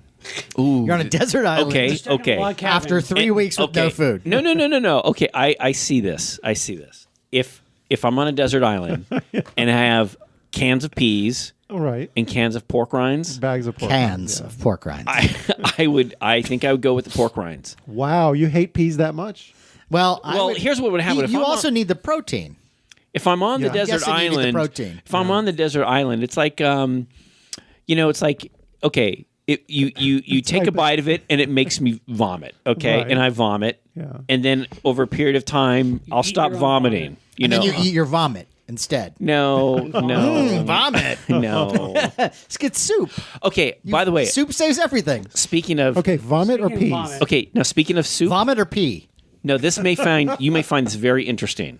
I just wanted to bring this up. I may. No. I'm unlikely, and I'm but go sure, ahead. And I'm sure you guys have noticed, and I'm sure our listeners have noticed this, that Hey. on most people's phones, like if you're Yeah. out for a walk, and like I'll listen to the podcast when I'm walking the dog or something, and on your phone, you have a little thing where you could, as we're talking and stuff on the podcast, that's regular speed. Well, there's a button, there's a little thing you press to make it go time and a half. Oh. And it speeds us up a little bit. Oh. And sometimes, just so if I'm thinking someone's Just being when I'm long-winded, talking?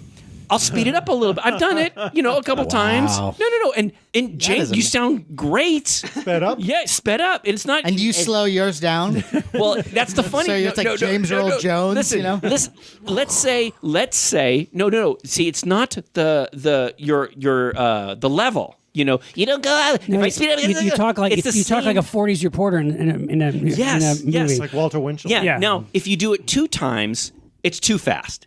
But if let's say you're trying to get through a show kind of quickly, if you do time and a half, it's pretty good, right. But then if you feel like if you want to hear us like if we've been drinking, you go at the half speed.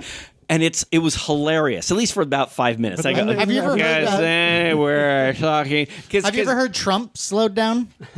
That's pretty funny. No. Because when he's slowed down, he talks like he's drunk. He's drunk. Yeah, Right. I prefer just not to listen to all. that at all. But but listening to us, even when we're talking like, and I want to thank you for our comedy. I mean, it sounds like we're all like ripped. And I my- just had this really funny experience. My brother used to, and I don't know how he got onto this kick, but he had on vinyl he had Crystal Gale. Don't it make my brown eyes blue? Okay, yeah, I know the song. Yeah. Don't it make Yeah. my brown eyes And he blue? preferred to play that song on the slower speed.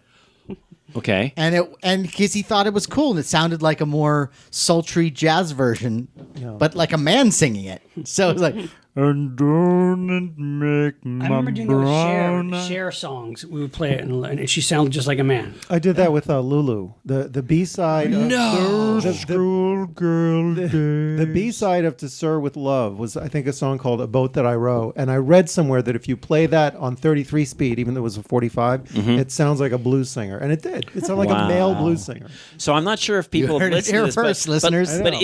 if you feel like, let's say you don't have a lot of time and you want to listen to a show, you do it at time and a half. It's pretty neat. It's neat. You can get through a lot of our information faster. And if you want to get through something, just you know. See, now I will have to cut this out because I don't want people speeding that's up true. our show. Oh, okay, I'm True. sorry. I'm sorry. Hey, check our levels. they're We gonna I good? think the levels are Skip okay. over all the Sound good? sponsors. Okay. Yes. We don't want that. That's true. I agree. You don't want the sponsors? They're going to skip over all the sponsors. Yeah. It's We don't want TiVo. that. We don't Or want them. dozens of sponsors. All right. We have to All right. somehow disable that for our listeners. Right. All right, that's fine. You do what you want. I'm glad you brought that up, Larry. Yeah. No, I just wanted to Thanks share for that selling with out the show. All right. That's our God, last now episode, I feel everyone. so bad. Come on. I do. What? All right. Yeah? You want to come in again? No. Need another drink? No, I'm fine. I got one. Yeah, well, let's get another one for you. No, I've got something. I'm Well, good. we need one for Got a each flask side of of whiskey. that beer hat that you're wearing right now. I got a story here. You have okay. About this. Larry, you have a story about No, your no. Okay. vintage Romulan Mego figure. When we start the show, let's do When we it. start the show. Okay. Yes. All right. Which we should do post haste. Yes. Yeah, because we have another one at to do. some It's point, 10 o'clock at night. Sean is going to die. Okay, well, we're not going to go for like hours here. Oh, well, a regular show, we Maybe. might. I mean, that's why I want to get this. I mean, Okay, I'm let's sorry. get the Let's do it. wraparound Okay, thing. I'm sorry. I'm ready to go. I'm ready. I don't want to shortchange our regular episode that we're doing. Okay, here we go. Ilea, it looks really mannish. Look at the ass. I'll on her. say. Giant. You know, like Andre you know the what's a Giant's bummer? Ilea. Okay, so Sean is fondling my Ilea figure. It doesn't look at all like her. Well, Face she had or a bald, body. She had a bald head, right? Other than the bald head, that's the only thing. And there's some, yeah. Well, I kind of like the ass. I like it. It's a little R. Crumb proportions. Yes, it's the R. Crumb version of you know, Ilea. she's like, shaped like a woman. Come Yeah. on. What's wrong with Yes. that? Yeah. Wow. Look at you. I prefer the Persis Boy, Cumata shape. You just suck a little pus off your liver, and all of a sudden, you know all about I'm a women. sexist. What's happened to you? Okay, ready? Okay.